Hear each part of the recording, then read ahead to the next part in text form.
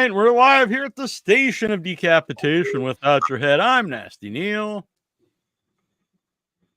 That would make him Terrible Troy. That would make me Terrible Troy. Mm-hmm. And this is Annabelle Lecter. Yes. Hey, Troy. Yeah. And we're joined by Rachel Belofsky of Screamfest. It's very cool to have you here. Hey, thanks for having me. Welcome. Great to have you. So Screamfest is coming up October 8th through the 17th at the TCL Chinese Theater. It's a great theater. I've been there. And it's a great festival. I've been to the festival.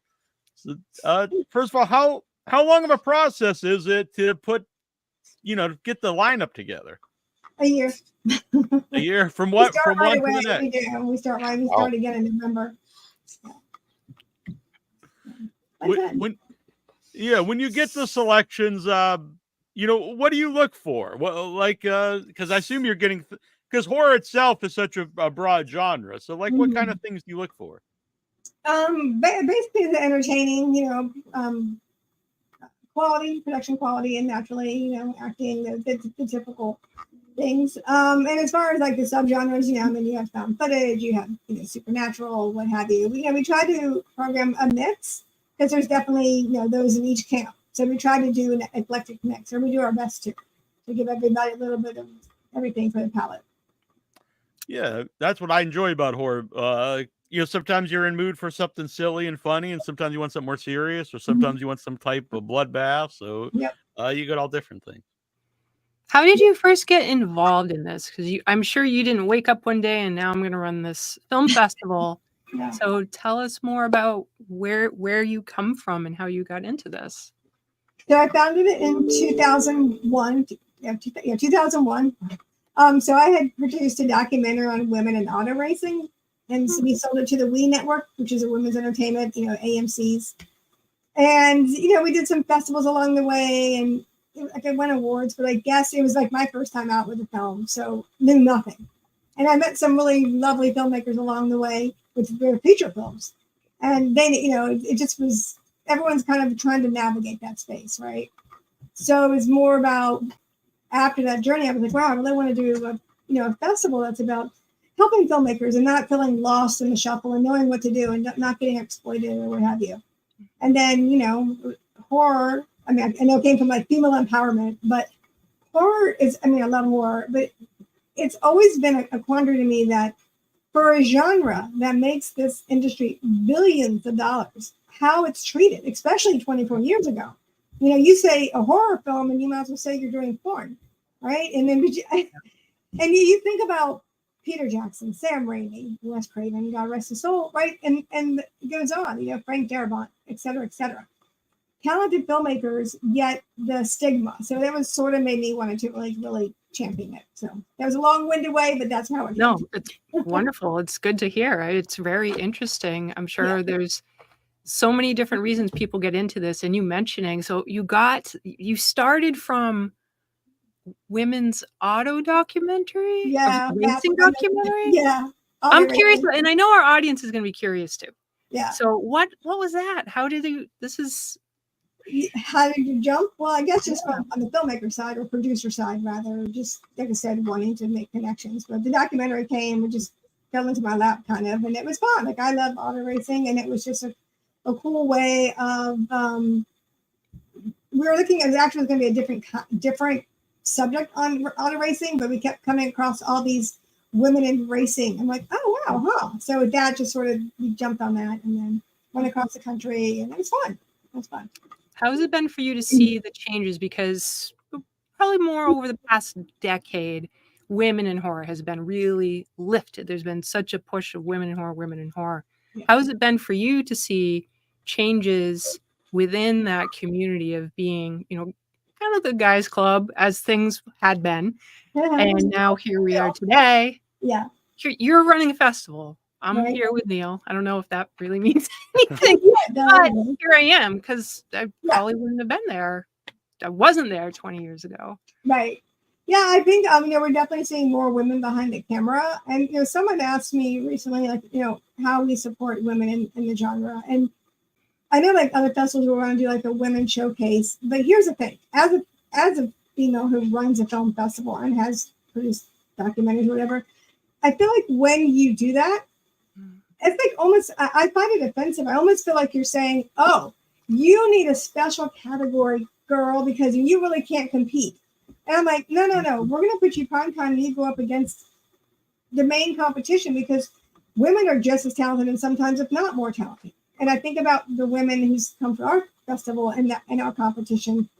Issa Lopez, who did Tigers Are Not Afraid. Now she's that's amazing working with movie. Guillermo del Toro.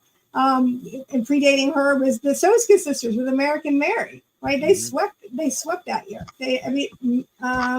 Masha Ko won last year with her short film. Now A24 is making it into a feature. Really? Chloe Akuno, right? She won and then she did The Watcher. So I mean, it goes on and on. So I think I'm excited to see more and more women. And I think as more women have successes, I feel like it's empowering the women behind them to know you can do it. And you don't need a special category because you're just as talented, if not more talented. So, and granted, I'm sorry. I love that perspective because it's something that I've thought about myself. Is it feels weird to me, to have that. Like I get why people are doing it, and at the same time, I think if you have like a panel who is inherently going to be fair and unbiased, right? Then you just pick the people, whoever they are. Yes. Whoever they are. Right. And if there's an amazing story that has to do with women feeling empowered, all right. But is it, at the end of the day, is this an entertaining, interesting, well-made narrative? Exactly. So when Catherine Bigelow won the Oscar and she beat her ex-husband, right? They didn't have a special female category, right? Yeah, she won and on her own accord. And so that's kind of how I feel about female filmmakers in the genre. Like I think we should, you put them with everyone else, and their work is going to rise to the top. And yes, you mentioned Issa Lopez, a former guest on the show. I love Tigers Not Afraid, and it's great to see her, doing like huge things. What's that like for you to see, some of the movies you've had at Screamfest go on to become, really big movies, or people like that you've had, at the festival, and they go on, to become names in the genre and beyond. I love it. We always want to like share their work, whether on our socials, whatever, supporting them and bringing attention to their work that's beyond the festival, and like some of the ones that have blown up on their own accord. Not that we had anything to do with it, but like you say, filmmakers have come through and exploded.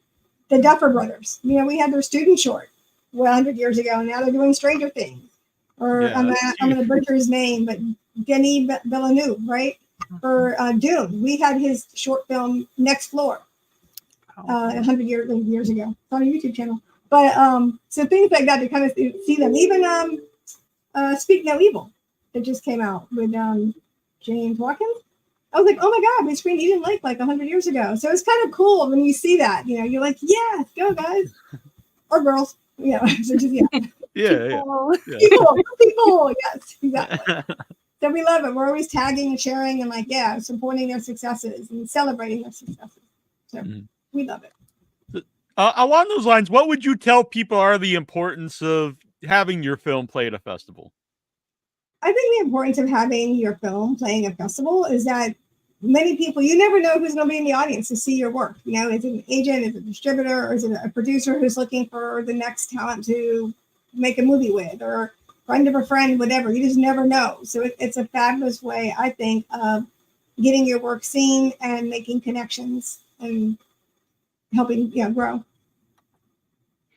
So do you still make films? Are you still making documentaries? Yeah, we're working on one now. Can't say what it is, but yeah, we are. Yeah. And then, of course, like a long time, we did Going to Pieces. That was. Oh yeah. And then we did that. What was it? Unknown Dimension, the whole franchise about paranormal activity. Sorry. But yeah, so we're working on one now. Yeah, I assume it's hard since Screamfest. You're working on that from one year to the next. It is. It's like you have a little sliver of time in the spring, maybe the beginning of the summer. Then after that, you're just immersed. You're like, okay, put this on the back burner. I'll come back to it. Or you try to keep it alive and do what you can. But yeah, Screamfest is definitely a full-time focus. You mentioned short films playing. I think short films have seemed to like really rise the last several years. There used to be they would play festivals and they'd kind of disappear, but there are some more platforms and some really talented people come from the shorts. So, what do you think the importance of short films are? For someone to make and to show them. Yeah, I think short films, from a filmmaker standpoint, are really important because it can show your ability right in a short period of time, and there's many platforms out there that people can consume your content and wanting short stories or that kind of thing. So I think it's really important. And then, as a matter of fact, this year in the festival, I think there are 4 films that we have that began as short films. Else, which is the French film by Thibaut Amin, he was just in Toronto with that. But we had his short film in the festival in 2009, and he's coming out for the feature. But it's so awesome to see that happen. Body Language is screening at the festival, and that was based on a short film called Dylan from a few years ago, also on our YouTube channel. not funny. Then Mr. Crockett and Card from Hulu, they both started off as the bite-sized horror one. So that's really awesome. I think it's a testament to how a short film can launch your career or further your career, stepping stones, what have you. Yeah, and I think sometimes people make a short film with the idea, like if people like this, I have like a feature idea out of it. And I think you can sometimes tell where sometimes, unfortunately, sometimes there's a feature made and they really didn't have an idea. They just kind of expanded it. But yep. Sometimes you can see, oh, there's something more here. And I would like to see more of this. Exactly. Yeah, we definitely had plenty of proof of concepts submitted. And you're like, cool, short, but what was the story? Where was the beginning, the middle, and the end kind of thing? Or you're right, they've taken a short and just stretch it out. And you're like, it could have stayed a short. And in some cases, your short doesn't have to become a feature. It's just going to show your ability to handle longer narratives. Yes. Sometimes a short only works as a short. Exactly, I concur. Absolutely. Yeah. Does it affect people negatively? So if I was this person who is a short maker and then I bloated out the movie, do people see that and go, ooh, and step back from that person potentially? I don't think so. I think as long as when it has become a feature, that it has the meat, right? That there is something. It's not like you're just feeling like you flushed it out. That it is actually a full embodied feature. Yeah. If it's not, do people see it and take pause? I think they can take pause and say, "Oh, should have stayed a short." Yeah. Are people generally supportive? Whether so if something shows up and something is maybe not whatever, do people still feel like, oh, but I see this person has potential, and let's continue to sort of have a community where people can share ideas with each other and be able to have constructive criticism? Because I've noticed that in the independent community, you have to be really, really, really conscientious of who you give constructive criticism to, because you don't have to be mean. People just get their feelings hurt. They do, yeah. And I think that's important, whether it's a writer or a director or even producer, that is providing the feedback is constructive. Then I think it's good. I mean, sometimes I could see too, you'd be like, oh, you're going to get closed off. But then if you can take a step back and do they have a point? Okay, yes. But then I have seen like reviews of films and you're like, wow, you don't need to bash someone. Even if a film isn't firing at all levels or many levels, there's still a way to critique it without, it doesn't have to be an attack, I think. Yeah. So I think that's important for some critics. Like, yeah, you can critique, but you don't have to attack.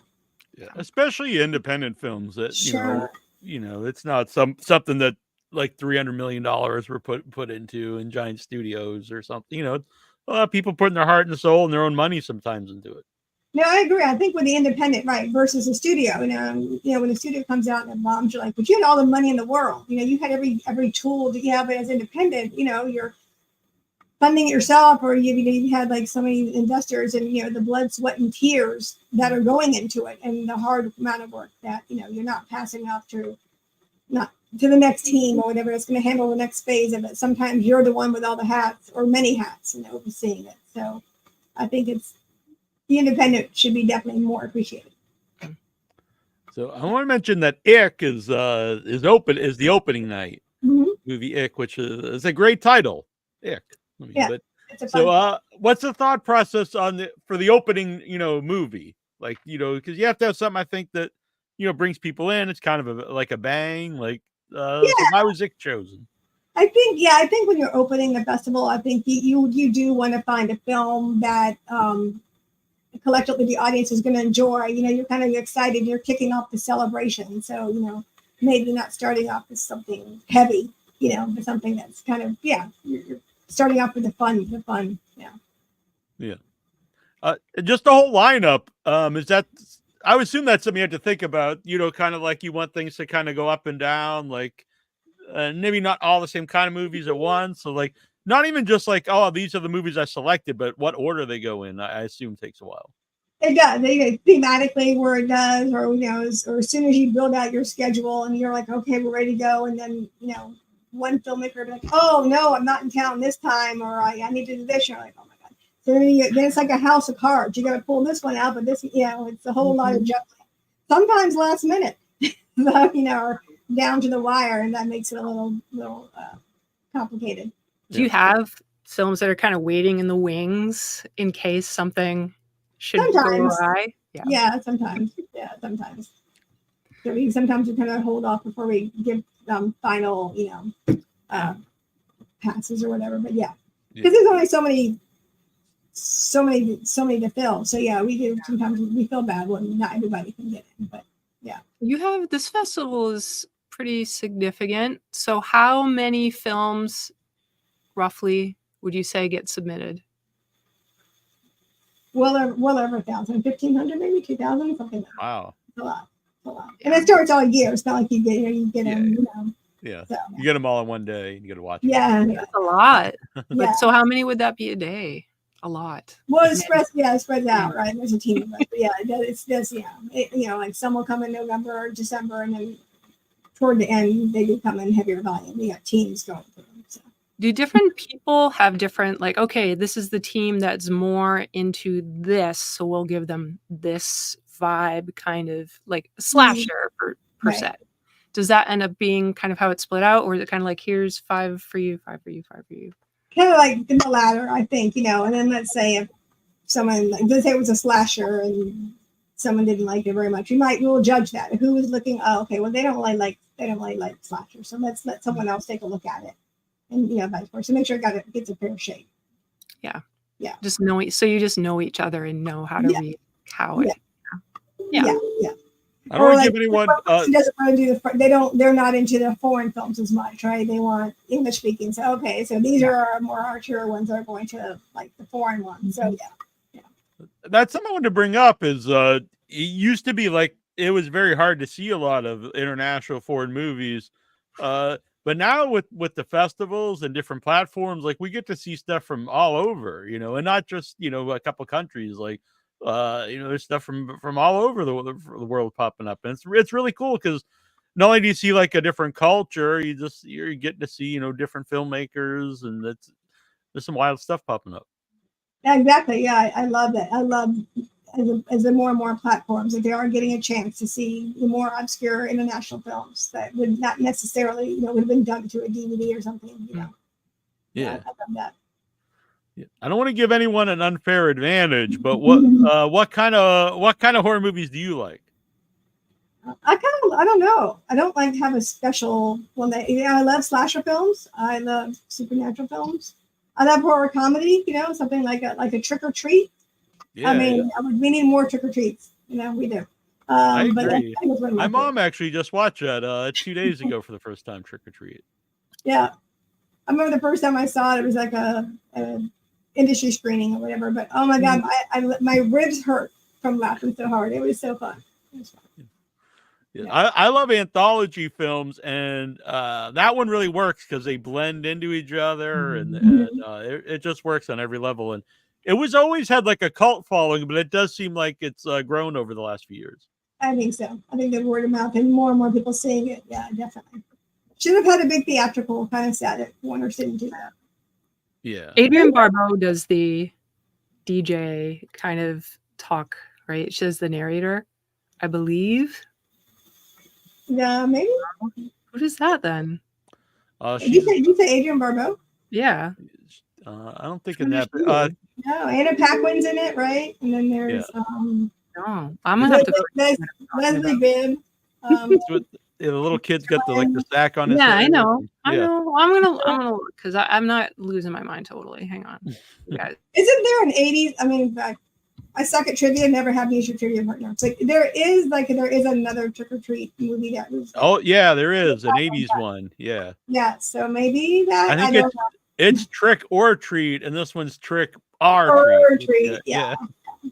But yeah, when I was out in LA a few years ago, we went to horror trivia in Burbank, and I thought I knew a lot about horror, but those people are insane. They I was like, I'm not gonna embarrass myself. I was happy to get a couple right, but they're like, they knew everything. They knew like the kill count and in a RoboCop 2 or something. It was like 117. I'm like, how does someone know this? I do it, yeah. I do not retain. So, do you get a lot of repeat? People who come, every year, even if they don't have a movie there, they come and watch everything. Yeah, we definitely have repeat audiences that come every year. So it's always great to kind of see the same faces, people flying in for it and that kind of thing. And always special too when they do have a returning filmmaker. So that's always great. They want to come back and that they had a good time and they want to launch again with us. So that's very rewarding and special. And we have to mention the theater itself because there's a lot of great festivals and some are in really cool theaters. But I mean, obviously, you guys are in a really historic theater, and there's something special about having your movie play there. Yeah, we love being at the TCL Chinese. I think that's Hollywood. Yeah. Yeah. So my movie, the Once Future Smash, had the U.S. premiere. And it's one of the best experiences I've had. It was an amazing time. Awesome. I was also there. Yeah. Not just Neal. That's right. You did. But no, it was amazing. So let's go over. Is there any movies you would like to mention to a horror audience? Also, when you say horror, as I mentioned, that's like a broad term. So is there ever do you get things and you're like, this isn't horror? Because sometimes I get annoyed when people fight over, what is or what isn't horror. But do you ever get stuff that's clearly like this doesn't fit into a horror festival? I think we've definitely programmed ones that I would say are more. I mean, but see, I still think thriller fits into the horror genre. I agree. It's suspense. But yeah, so we've actually had this conversation today with somebody. They're like, "Oh, but this film doesn't have any monsters and there's no slasher." I'm like, but there's more to horror than that. Yeah. Right? It's the suspense, the fear, the tension, So yeah. That's always annoying when you're saying like horror movies don't get enough credit. Usually when a horror movie does get up for the Oscars, they'll say it's a thriller, Silence of the Lambs, it's no longer a horror movie, now it's a thriller, or Get Out, or all these movies. Yeah. Getting at women. I remember when the remake of Texas Chainsaw came out some odd years ago. And we were trying to program it, and we were talking with the studio. Obviously, the young exec didn't know, but whatever. They were like, "Oh, but it's not a horror film." And I was like, paused, and I said, "Well, what is it?" They go, "Oh, it's a thriller."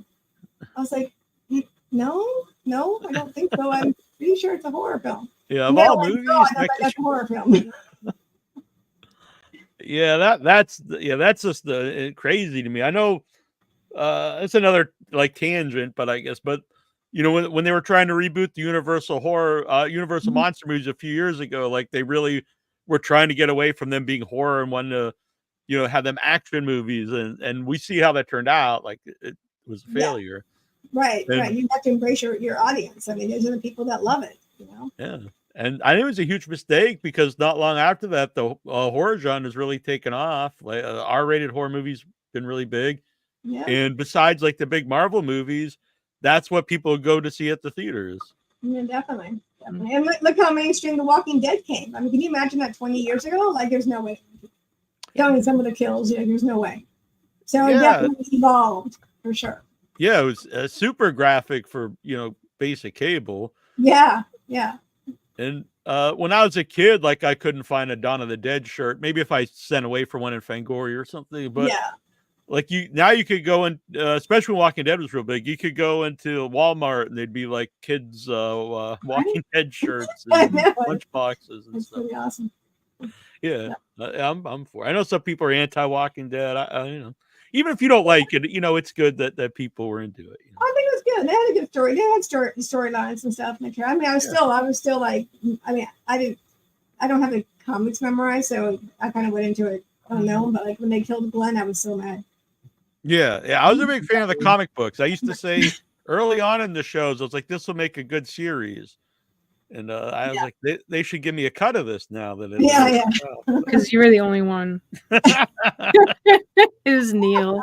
Yeah, they were listening. They're like, oh yeah, we can check this comic book out. Maybe we'll take off. So, what are some of the world premieres at Screamfest this year? We have a world premiere of Drained.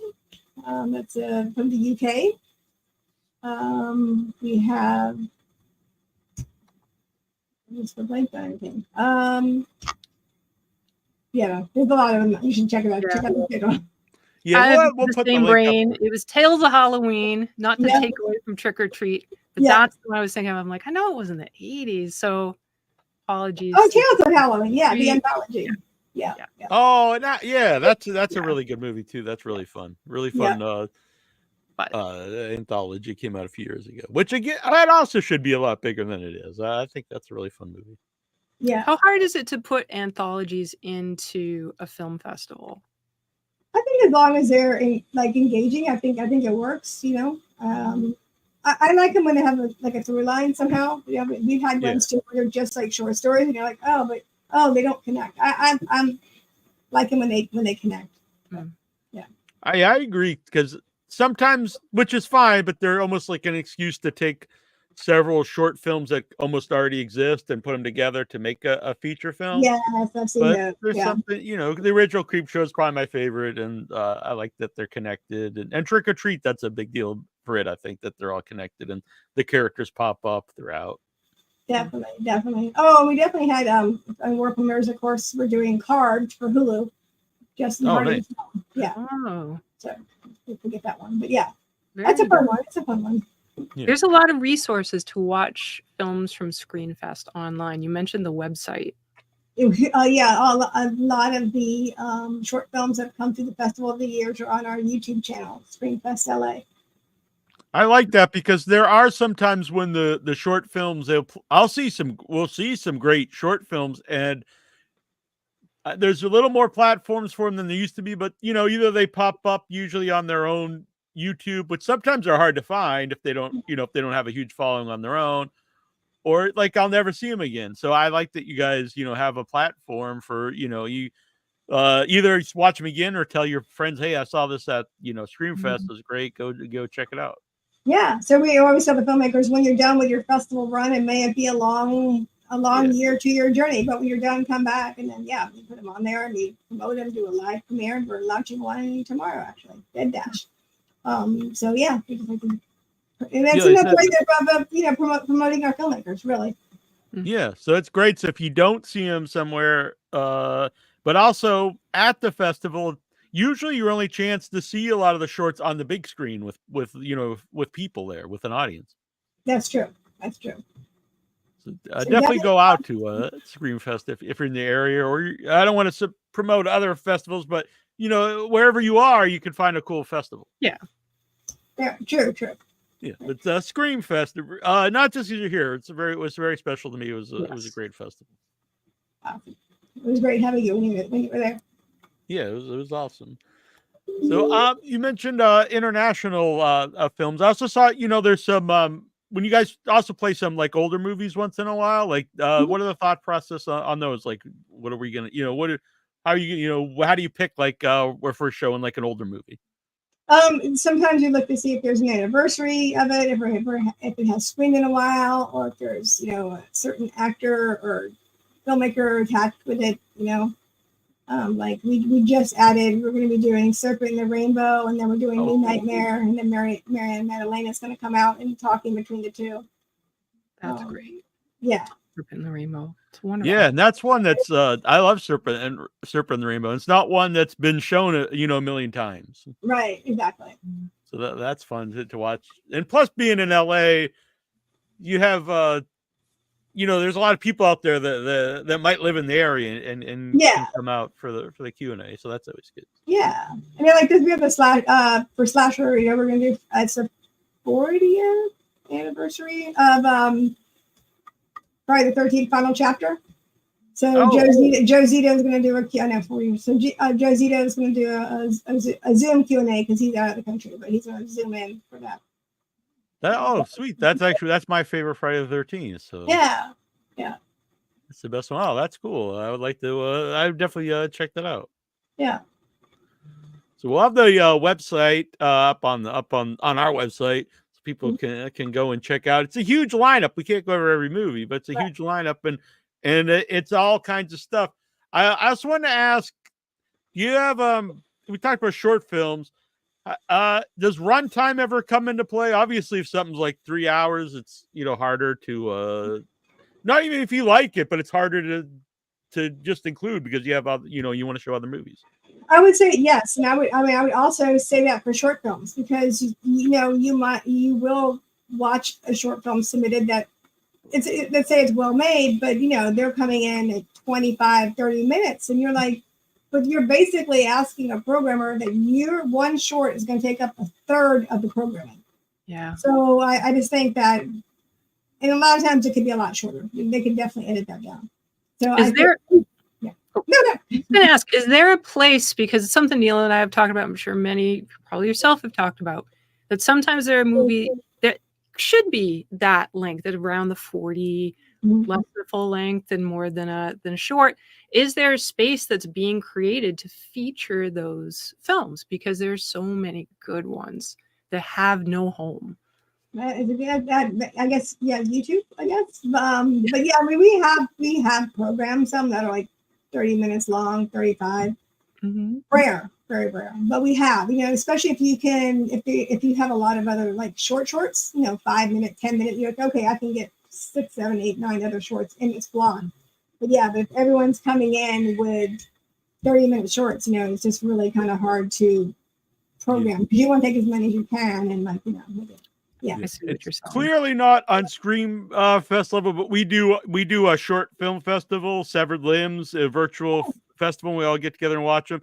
And even as a virtual one, it's very hard to program over 20 minutes. So I do try to cut them off at 20 minutes. And we always tell everyone, if they're under 5, you probably have a pretty good chance of getting in. But under 10 is, but yeah, once you get over there, it has to really stand out, I think, to warrant it. It does. And you can look on YouTube, you can see, on the back end, you can see the stats, like when somebody quit watching. You're like, okay, they bailed at 15-minute mark, or whatever. You can invest, to keep your audience entertained for that long a time. It really has to be, But there are some good ones. I have come across some good ones. So the 45-minute film continues to. It does.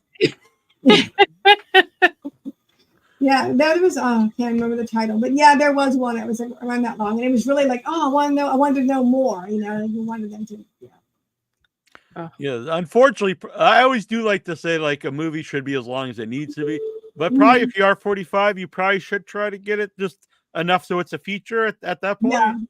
Yeah. I don't know, but then maybe you just can't. I don't know. Maybe you can. Did you guys see? Was it 40 minutes? Or maybe it was long. Bullets Over Justice. No, I don't think so. That might have been. It was wacky. It was very wacky. Are they from Bahrain? I can't remember where they were from, but it was. But then they went and did a feature version of it. It was like, yeah.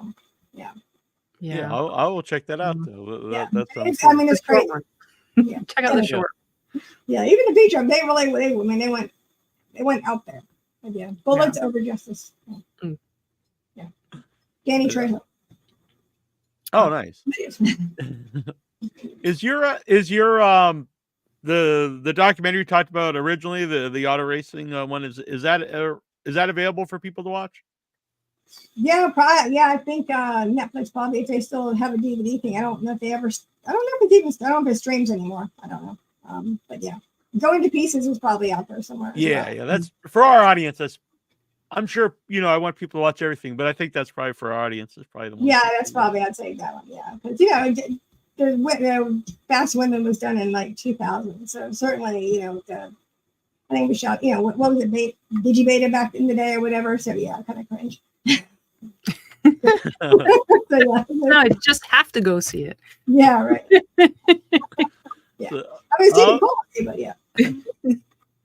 Well, what was your background in making documentaries? Was that something like that you wanted to do? At some point? Sort of just fell in my lap, and that was kind of how it came to be. Really, it wasn't like I set out to I'm gonna make a women racing documentary. It was so we started doing a certain racing documentary, and for whatever reason, funding, whatever, it didn't work out. So we had this other funding, and we just were like, hey, everything leading us to women's racing. So it just sort of like sometimes divine intervention, right?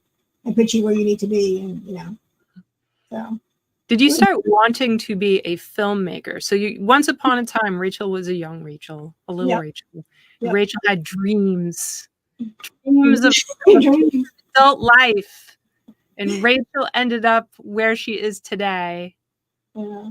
What did you want to do originally? What were you like going into the world and then got involved in film at all, even before that documentary?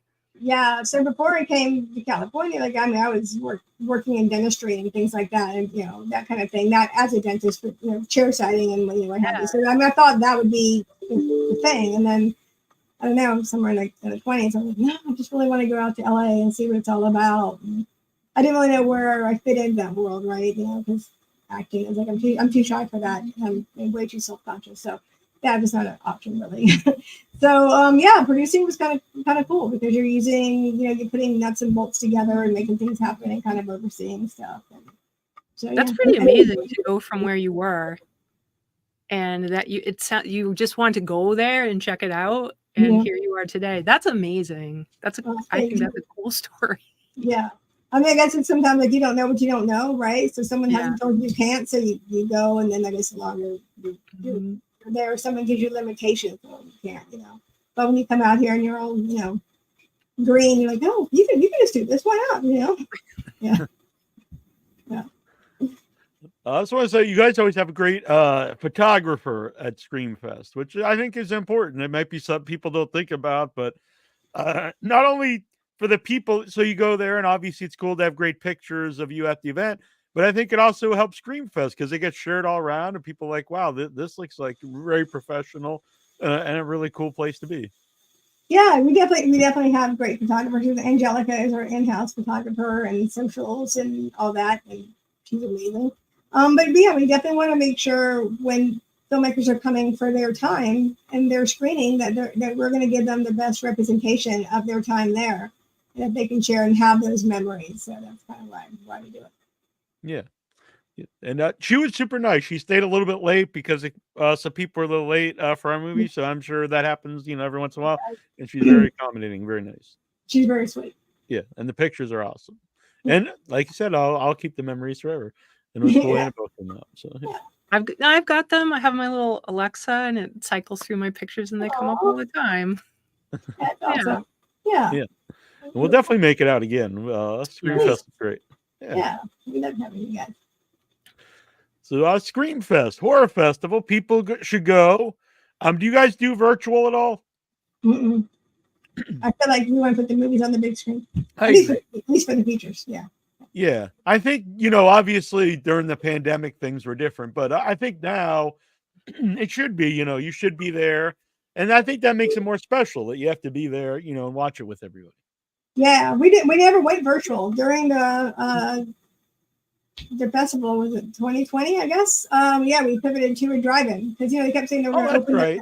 And then which I think was an amazing idea too, because Troy and Troy's my brother.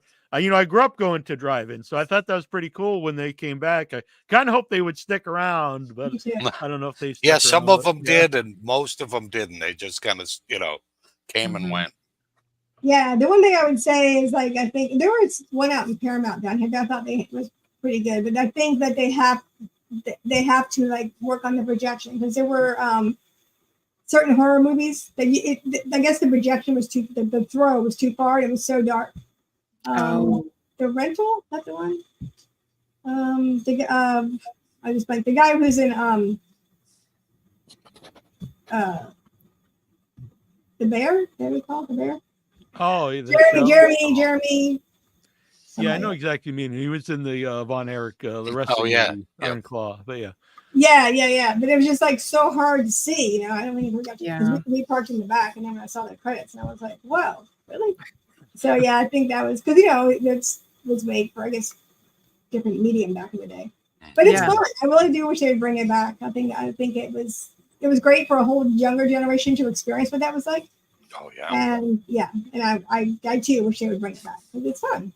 Yeah. We have one theater near us. So I think it really did push things and people become creative under difficult times, putting it lightly. Yeah. So we have a theater that every Friday the 13th, there's, even when it's really cold, there's this like I think that one's an inflatable screen, and they have it out at a campground, Rocky Woods campground. So, and people still do it. You just bring your lawn chairs, and it's wonderful. So there are some places that they found it, they had it as a hook, and they find this certain crowd that are going to be there time after time after time. So some places it worked out, thankfully. Yeah. I hope it keeps on. Yeah. Annabelle and I this summer went to see Midsummer and the original Wicker Man out in that same woods. That must be really great. Yeah. I thought there was birds flying over us, and I was like, "Those are bats." I was like, "Oh, I guess that adds to the atmosphere." But yeah, different from LA. Yeah, we're New England. So Screamfest, everyone check it out, and it's been great having you on, Rachel. We'll have you on again anytime you'd like. Please, thank you so much, guys. Of course, you. It's good to meet you. Nice to meet you. Yeah. Have a good night. You too. And have a great festival. Thank you. You're welcome. Bye. Bye. All right, that was great. I will take this off of Annabelle's head here. What? You. Is that over yours or mine on yours? It's on mine. Well, which one? Now there's none. There we go. Well, now it's down here. Yeah. All right. Very good. That was great. Screamfest was amazing festival. Yeah. It really was a wonderful time. I was very lucky to be a part of it. I was very happy that you came out. That was great. Yeah.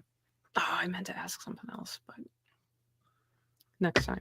Yeah, we'll have her back. That was very cool. Yeah, I remember meeting her at the at Screamfest. Mm-hmm. She gave me my badge. So that was cool. Oh, nice. Mm-hmm. Yeah. But no, it was awesome. Like I said, not just because she was here. So in a little bit, in probably about 15-20 minutes, we will have our next group of guests from Catnip, the movie, which I'm very excited to talk about. About killer cats. I'm curious. With real cats. Real cats. They're not CG cats. They're real cats. No, so real cats and puppeteered cats, animatronics. But they also have, they've cast real cats. Cats are right up my alley. So that's good. Yeah. We love animals. Are there animals Troy doesn't like? Ticks. It's true. Not a big fan of like mosquitoes. Yeah. Do those count as animals? I think so. Is it? I guess. But I don't know. I love reptiles and mammals and birds and fish. I like fish, but maybe I don't love fish. Don't love fish. What about the octopus? Oh, the octopus is different. The octopus, the squid, pretty goddamn cool. Yeah. So there are types of fish that like I could watch all day. But you can't really snuggle up to your fish, you know? Cat related and way off the point is I caught these videos today of this cat, as you do. You catch these videos, and it's this cat named Russell. And Russell has a series of buttons in a circle and piece of cardboard, and it's like if the cat pushes it, it'll say a different word. So the cat has learned to talk with its person. Nice. And is like, yes, wet, this. And it asks for like toys or to turn the AC off. Whoa.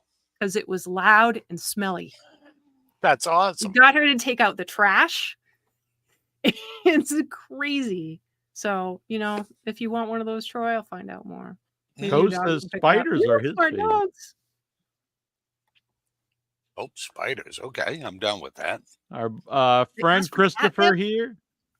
My cat Apollo will love a movie named Catnip. Who wouldn't? Yep. What cat wouldn't? Bubba the hooked on Starlight.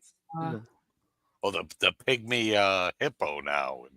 The pygmy Animation. hippo. That's what I need. Oh, he's the cutest little bit I bugger. can't anymore. I just would rub its belly all day. Like, Oh my that'd be God. awesome. I wonder if they're as Looks like dangerous a as a freaking real hot dog hippo. with legs. Well, it's small. Kinda It's, freaks me out. like, because it's a pygmy hippo. Yeah. So it's not as dangerous as like a. It sounds to me No. like an English bulldog, which I love. So Yeah, that's true. Be like a little French bulldog or Yeah. something. then I can play Kind of, Hungry Hungry yeah. Hippo. I If can I see get- that. If we get 4 of them, can we like make a Hungry Hungry Hippos game and play? I with wouldn't them? see why not. Throw some fruit in there and Yeah, and then- watch them go. Yep. So unrelated. This I is saw the a next- baby walrus video today. Really? Oh, nice. And the baby walrus, it ended up being away from its, I don't know, herd, whatever. So the baby was abandoned. And like Iceland or whatever, they found it in the ocean just like by itself. So they had to bring it in. And they had scientists from all over the world come together. And now they've got it in like its little place where they're raising it and taking care of it because it's little. And so people have to be with it 24 hours a day. Wow. Because walruses take like, I think 2 years of being full time with their mom before they didn't know start that. to go into their world. So they have to like pet it all day. And Wow.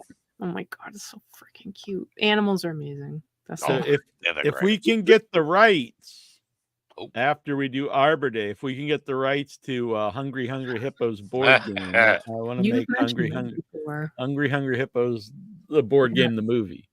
This is the Oh, next nice. one. Bubba Starlight Drive-ins in Atlanta. It's great, but far from me. That's Yes. kind of like ours too. It's like Wellfleet, which is like a good hour and 20 minutes, Yeah. I think, from Neal. Yeah, I So think the closest to me is in York, Maine, and that's very far. Well, Maine's always goes on forever. Yeah. Dave Deadman. We have one like a 2-hour drive away. Sucks it so far. I used to have a great one in town, but was torn down in the early 90s. Yeah. We had several on the Cape when I was a young lad, but they're all no longer driving. Yep. I'm Hyannis sad. Drive-In was always a blast. Yeah. So I had a dentist appointment today, and I'm not going to talk about that, but Oh, really? my dentist was like, so what are your plans for today? And I was like, I do a live podcast on Thursdays. And he's like, oh, what are you talking about? And I was like, horror movies. And so he's like, oh, you two are peas in a pod to me and the assistant. And she's like, oh, I love horror movies. I'll have to get suggestions. So in my mind, I'm thinking, oh, she probably likes like, Halloween, something like mainstream. And she started saying that her favorite horror movie is Hereditary. And I was like, oh, Whoa. this is not somebody who just watches, mainstream stuff. Dentists, horror. Yeah. Did we not they're just have a guest special on? Dental dental hygienist. assistant? I don't know what it is. Like dental hygienist, love without your head. Mine Yeah, does, that's so, right. you Yeah. know. So yeah, she was just Interesting. she's Well, I mean, super we got to be cool. pretty fucked up to be into dentistry. Yeah. Because you But- spend a lot of time in someone's stinky ass mouth. Yep, that's got to be Yeah, odd. people. That's got to be rough, isn't that? I won't get into it. So I told her Okay. that we actually had the girl that gets her head knocked off in Hereditary, and so we talked about that for a little bit. And I don't know what the dentist was thinking. We're just laughing at that. But, We learned a lot that day. and I happen to have a flyer in my pocket for End Zone 2 and Nice. the feature. So I pulled out. I was like, oh, and and so I told him about the movie, and They were actually seemed both really excited, and they were going to watch the trailer when I was leaving the office. Nice. So that was pretty Oh fun. my God. We'll see I if actually went. if I they went to send see you if to they a left different a dentist comment next that they time. did. Yeah, they sent me. Awesome. Actually, they did. They sent me to a different. Yeah, They're sending me up to gotta get rid of Watertown. this guy. Yeah. I Very think it far would away. actually be a really good idea to have, instead of just having those cards that are like the postcard size, is have business card size flyers. Because then you could keep it in your pocket. Do you know how many business cards that I've kept? Yeah, around my here? experience is people usually throw them away. The business cards. People But, I mean, we could have anything those. away, but people But use them in your pocket. What I thought though, actually, yesterday on my walk, I saw like 8x10 flyer, like paper ones on like the windows of places, and I was like, oh, I wonder if I went around and just taped these up, if people would throw them away or what. People would call the I cops. made this one. I can't show the information because I do not want to give them any advertising, but that was one I made for the tattoo shop I worked at many, many years ago now. But I've got all kinds of shit everywhere. I've got Gunnar Hansen's business card over there, which is pretty freaking sweet because he gave it to me. It was awesome. If Neil's the most honest man in podcasting, Troy's definitely the kindest man. Well, you clearly don't know him very well. No, they don't call me Terrible Troy for nothing. Laid backest. Yeah, there you go. The chillest man in pod. That would be better than laid backest. Although laid backest, I like. Yeah, that sounds a good name. So yeah, in a little bit we'll have writer director Nyle Garcia, and we'll have Tiffany Helm and Brooke Bundy on the show, so that's gonna be cool. Question: can we do a moment break? Yeah, I don't have a ton of stuff on here, but yeah, I mean I have a couple, but not very many. So yeah, we'll play a trailer here. Let's see. I'll play some stuff. So we got Texas Chainsaw Massacre 50th anniversary trailer, Solvent trailer, because Solvent well actually I think they're on the line. I think they're on the line here. So I'm just gonna play the Catnip trailer. Wait, what is on the what? Tiffany and Nyle are here. So so we're just gonna play a couple trailers and then we're gonna bring on our guests. All right. We'll bring you Tiffany and Nyle here. I think you can hear us. We're gonna play the Catnip. We're gonna play Texas Chainsaw Massacre 50th anniversary trailer. Actually, I'm gonna play the Solvent trailer because that's my movie I produced and it's making its world premiere coming up here. And then we'll play the Catnip trailer and then we'll be back. Okay. All right. So we got about 2 minutes here. I think.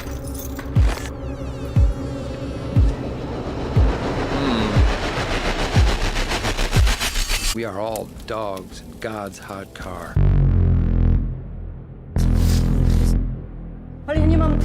My grandfather was a Nazi. He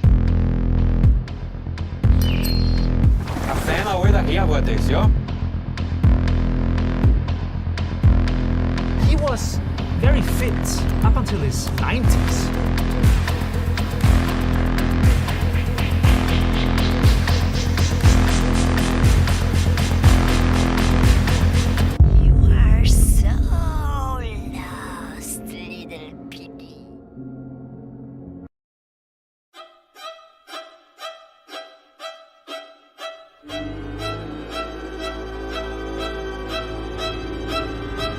In a subway tunnel, a hobo, pushing a shopping cart full of junk, hears a noise behind him. A cat leaps out and startles him, and then disappears into the darkness.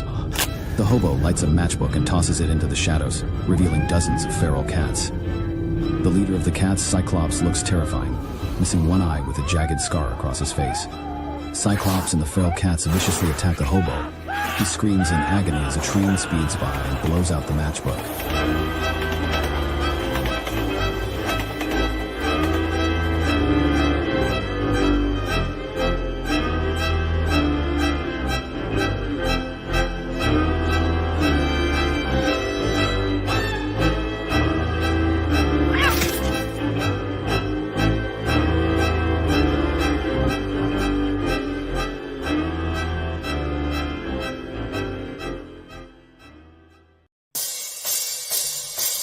Hi, this is Adrienne Barbeau.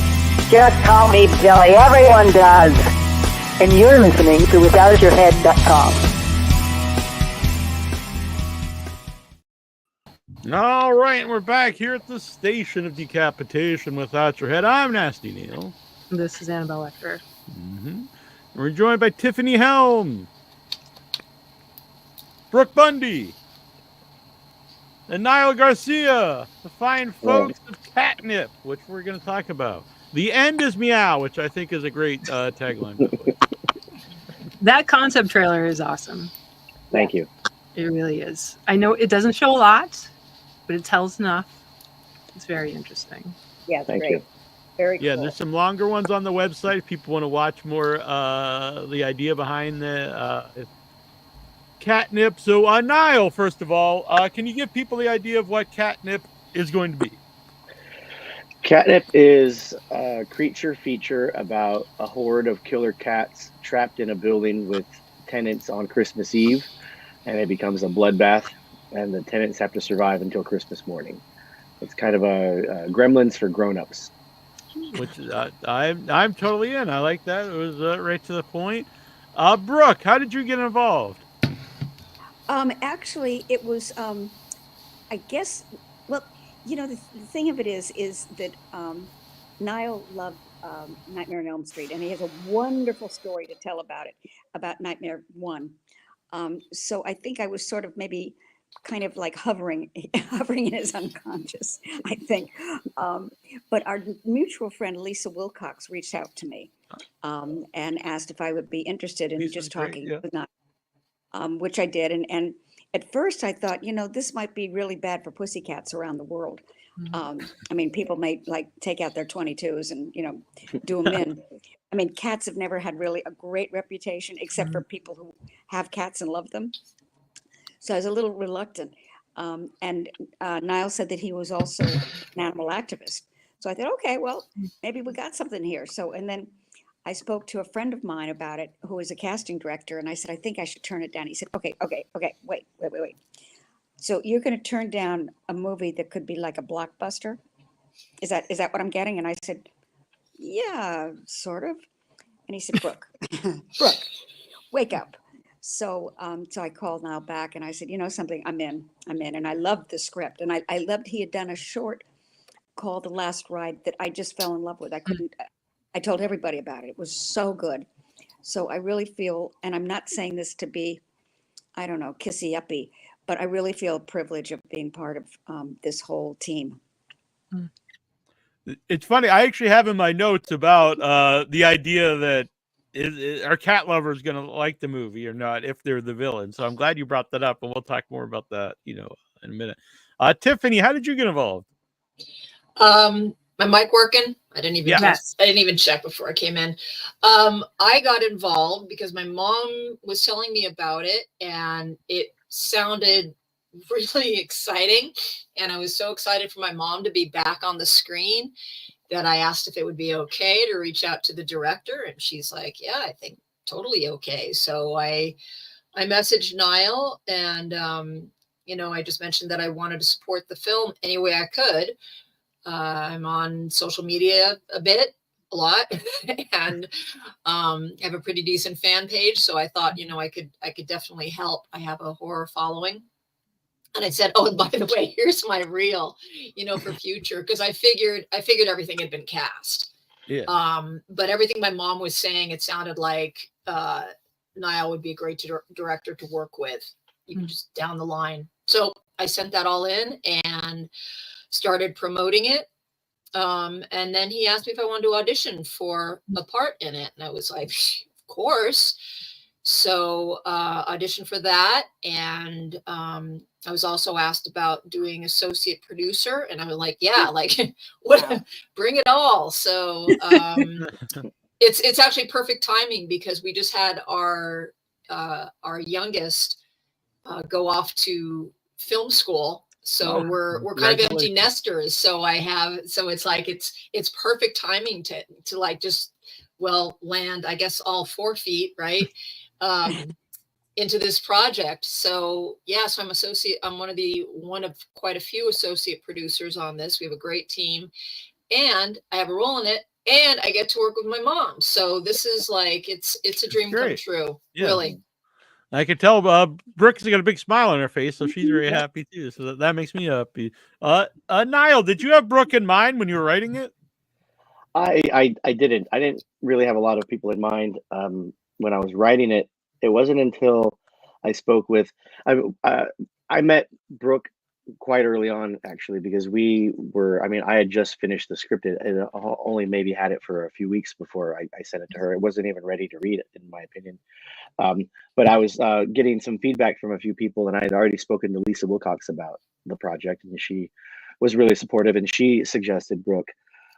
And then I was just like a light bulb went off, because I don't know why I didn't already think of Brooke, because she's perfect for the part. So once she put us in contact, then I knew that Brooke was definitely the actor for the role, and I just had to convince her to do it. And because we're villainizing cats, it was tricky. It's been tricky to get people excited. Well, people are already excited about the concept, but supportive of like a movie against cats, because there are so many cat lovers out there. And our stance on this is that we're using live animal actors. We're adopting the cats. We're pro animal adoption. We're pro animal rescue. We're donating part of the proceeds back to the organizations that are helping us find our cat actors. So we love animals and we love horror movies, and it's for me it's like it's just a fun ride, even for the cats. You know what I mean? Like, no one's going to be actually like harming any animals in the making of the movie. We do have these things called splatter cats that our special effects team is designing, and they're cats that explode when you hit them. Oh, wow. So there's that element. Like the special Brooke's effects second guessing now. I think that the two of these people were unaware of splatter cats. The special effects is so extravagant, but then the animal part of it, we're so like loving of them and bringing them into our homes. So I don't know, it's the best of both worlds. I feel like Splatter Cat could be like a game or something. We talked about Exploding making kittens, some right? kind of- Oh, that's right. That is, yeah. Exploding It could kittens, splatter cats. Yeah, it could be the crossover. Yeah. Well, I No, know. I'm very happy to have Brooke. Yeah. Were you I saying, don't know Annabelle? if she's Sorry? happy about splatter cats, but she's there for it. Jay Schadenfreude, who I know Brooke and Tiffany here know. Splatter Cats is my new band name. Just a shout out to him. He makes really great pins of Brooke. Yeah. Brooke. Yeah. Excellent. I approve. Speaking of that, we'll get back to Catnip real quick. Just as it popped in my mind, was it ever weird to see your mom beheaded? In the movie. People don't know Nightmare on Elm Street 3. Yeah. I assume you're asking me that. Yes. Or anyone out there, I guess. Yeah, not really. I mean, it's I grew up in the industry, so it's when she did that, and I think back on this, it was one of those awkward times. Like right now, my mom and I are super close, and we've pretty much been close most of my life. But there were a couple little, where you got to do like your separate thing. So I actually found it kind of funny. So, there was that, and the whole clean up your room. Yeah. So, no, it never phased me. I no nightmares about anything like that. Hey, but quick question before, because I know we're gonna be covering Catnip. So that first trailer, that's your film? Yeah, it's the one I produced. Yeah, that looks really interesting. Gotta say, that was a great trailer. So we can talk more about that. Yeah, I was very lucky to see it, and it's really cool. Is it? It looks. Yeah, it looks cool. Very unique. I missed it. Oh, I'll send it to you after. Yeah. Will you send it to me, please? Yeah, that would be great. And my other film here is the Once and Future Smash, which I'm wearing a shirt. Oh, yeah. But we're not here just to plug my own stuff, sort of. But Brooke, coming back to acting, how exciting is that? It's really exciting. For this is going to be it. Wow. So, but I just, I mean, again, I fell in love with the script and just working with Nyle and my daughter is just like, this is really the best way to leave, I think. We're gonna miss it. That's Yeah, wonderful, Brooke. it's sweet. And Tiffany, what's that like? You're going to work with your mom, together in the same movie. Yeah, I'm really, really excited. And there's more stuff that we may actually have another family member coming on to the production in another facet. We'll see if that pans out. But yeah, I'm going home for the month. I'm going to spend the whole month there, and I'm hoping to be, I'm not going to be working every day, at least not in my role, but I'm hoping to be on set, and Niall's given me the go ahead to like bring the camera because I'm a photographer and document. So I'm just so excited about this. Yeah. It's going to be a great February. I like, February's my birthday. So I like that. And what are your plans to do with that, with the documentary? You out there? You're going to film this?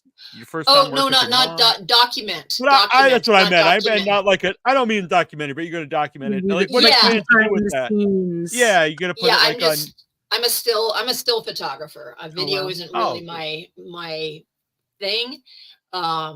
But I'm hoping to get stills and share them and just the progress of the film and behind the scenes and all that stuff.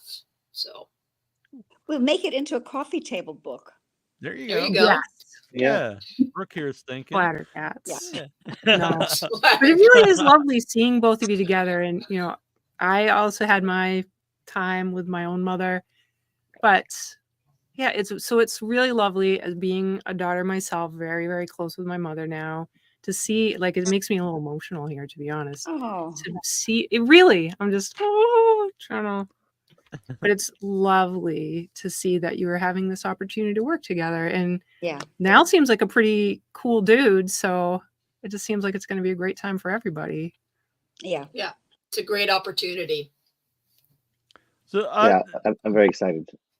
Nyle, because Brooke mentioned that you had like I don't know if Nightmare on Elm Street are like your favorite movies, but what was a connection there? Like, what? Man,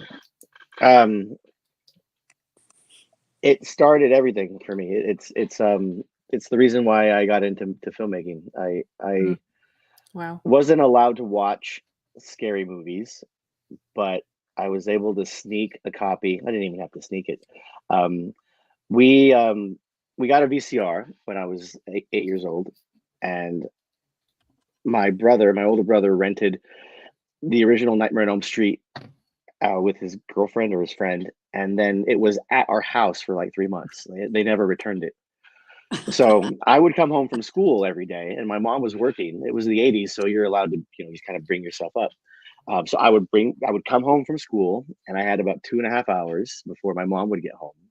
So I would watch A Nightmare on Elm Street every single day after school for 3 months. And I had every moment of that movie memorized. It was my Bible. I had never felt anything like that before. I was exhilarated. I was terrified. It was funny. I felt alive. I knew that I wanted to make movies, but I didn't know what that meant. So that was what's kind of like planted the seed for me. And then after that, it was just horror movies. That was my entire upbringing. On the way home, there was a video store, and I would stop in. And I have like OCD, and I'm like a neat freak. So I would go in there and I would organize their shelves alphabetically. And the girl who was managing the store, she loved me because I was cleaning up basically for free, like on my way home, as just for fun. And then she offered to let me pick a movie every day. So I went from A all the way through Z, and I would pick a horror movie and take it home and watch it, hide it in my bag. And then on the way back to school, I would drop it off and pick up another one. I literally, I would just memorize every facet, all the names on the box. I knew like directors and actors' names. I was memorizing like jobs that I didn't even know what they were. I didn't know what an art director was, but I knew who the art director was for Nightmare on Elm Street, whatever. So I was obsessed. It was my entire from 8 to 18. Wow. Amazing. Yeah. So this opportunity for me is it's it's amazing. It's like a dream. And I've been working towards this my entire life. I love it. That's great. So when you hear that story, Brooke, is that how he pitches the movie? Like, I want you involved, and he's like, I've loved these movies. No, actually, it was our last podcast. It was a podcast where this story came out, and I was like, I was just mesmerized by it. I thought, and being a mom and putting down your foot about, no, you can't see this, you can't see that, you can't see this. Having been through that with my daughter, who I think at age 8 wanted desperately to see Jaws. No. And I said, no, there's no way in hell you're going to see Jaws. Please, I've got to see Jaws. Everyone is seeing Jaws, please. So I said, okay, here's the deal. You see Jaws, and I hear you in the middle of the night going, Mommy. I said, I'm not coming in. So if you want to do that, you can see Jaws. Well, sure enough, Mommy. So I went and got in bed with her. I couldn't have a so, and I held her. So that was our Jaws moment. So I can really identify with Niall's relationship with his mother in horror movies. Yeah. Except when I was having nightmares, I couldn't call out to anybody because it was a deep secret. Oh, that's I was, true. nobody could know. I was all by myself. My mom's the exact opposite. She brought me to horror movies when I was like 6 at the drive-in. So, but I turned out fine, I think. Well, there's a it's a little film. It's a video essay, I guess, and I think it was Fincher that was one of the executive producers on it. About I think there were like 3 or 4 different stories, but one of the segments was about the Jaws generation. And it actually targeted, it was talking about specifically kids in Southern California who grew up on Jaws and how it shapes them. It's an incredible essay. Wow. But it was on Netflix. I don't know, like a year and a half ago, but I can't remember the name of it. But if you just kind of Google Jaws, video essay, David Fincher, it comes up, and it's really, really interesting, and I could totally relate. Yeah, the thing about the other, as far as my mom and not wanting me to see stuff, I've shared this story about the babysitter who took us to the other at the drive-in. Mom, you remember that? And the babysitter would work for us again. Completely blank. Yeah, that was my into horror, was a babysitter. I remember going downstairs and I was just going downstairs in the middle of the night and the babysitter was just there. And it wasn't even really horror, but to a little kid, it was Clash of the Titans, the claymation, Harryhausen, and Medusa was there. And I was terrified, absolutely terrified. What an amazing movie. But yeah. So I was definitely a fearful child, but I loved it. I loved all of it. Here I am today, clearly. So. Yeah. I live near where they filmed Jaws. I'm on Cape Cod, and it's really close to So it's part of the culture here. Everyone loves Jaws. So this is also a Christmas horror movie, which I always enjoy. I don't know why, but there's something about a horror movie set in Christmas, even the ones that aren't necessarily great, I kind of find charming. I don't know why, but there's something about it. Yeah, that's my other vice. I love bad Christmas movies.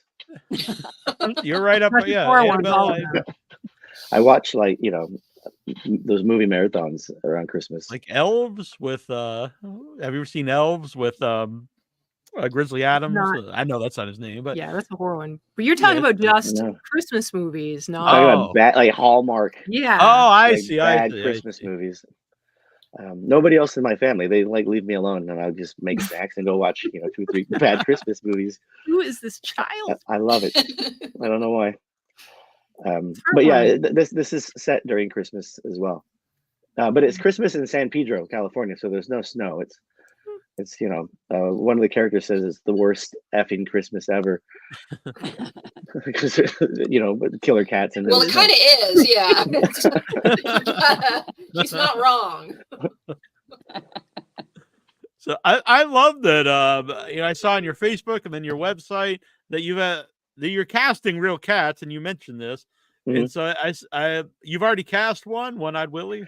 Yeah, One-Eyed Willie. He's on IMDb as well. That's amazing. Yeah. Yeah, he's rescued. His name is Willie, but they call him One-Eyed Willie because he has one eye. He was born. He and his siblings had eye infections when they were rescued, so a few of them lost an eye. I believe he's 2 years old, and we've had him for about 4 months now. The animal trainer, her name's Cheryl Holtzman. They're in Riverside, California, and she has Willie, and his family, his extended family now is like 20 plus cats. They love cats, and they've been adopting them for a while and training them for TV and movies. That's awesome. So we're very lucky to have partnered with them. The special effects team and animal trainers all in one. That's excellent. Yeah. And I was curious to know, as we're in the trailer, you see One-Eyed Willie, and so I think sometimes when you see like animals have reactions or babies have reactions in films, like, well, what did they do to make that happen? So what do they do to get a cat to? What do the animal trainers do? Yeah. I don't know. I'm gonna find out. They've been sending. I know they're doing. It all starts with like a A to B command because cats are very stubborn. So just getting the cat to move from here to there is weeks of work, I guess. So yeah, I haven't seen. I mean, they're working on it, so I trust them. I don't know what they do. I know they have like some kind of a little wand, not a magic wand, but something that the cats follow. There's some behind the scenes video on our website that shows Cheryl training one of her cats. That's not One-Eyed Willie. That's I don't remember the black cat's name, but that's another cat that's going to be featured in the movie. And Willie, he's new, so I know that she said first they have to make him comfortable with the other cats, and then they start to kind of like slowly introduce him to like the green screen wall, and I don't know. Seems cool. It seems complex. Yeah. I hope they're I hope it's working. I'm pretty sure it is. I get feedback. I'm not in California, unfortunately, so I can't check in on them. I'm on the East Coast. Okay, all the coast. Yeah. We've been Zooming and phone calling and texting and stuff. It's definitely coming together.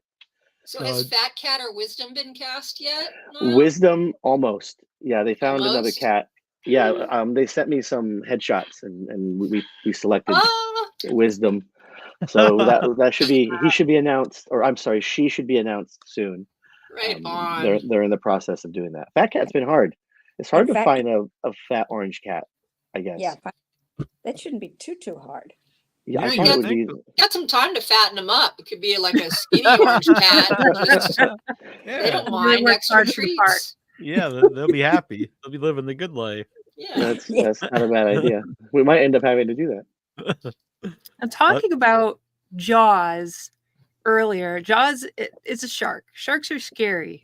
I know they've got a bad name because of Jaws. Maybe they're scary. Cats, there's a concern that now is this going to make people feel uncomfortable? But I would think that as a person who loves cats, I'd be like, I imagine myself thinking, this is awesome. These cats are. I think if you love cats, then catnip is for you, and if you hate cats, then catnip is for you. But and one thing that you got to have in common on both sides of the spectrum is that you got to love horror movies. Yeah, or Christmas movies. You're probably not watching this if you don't, though. So. Right. So either way, I mean, it's somebody read the script early on and said that this is going to do for cats what Jaws did for sharks. So we'll see.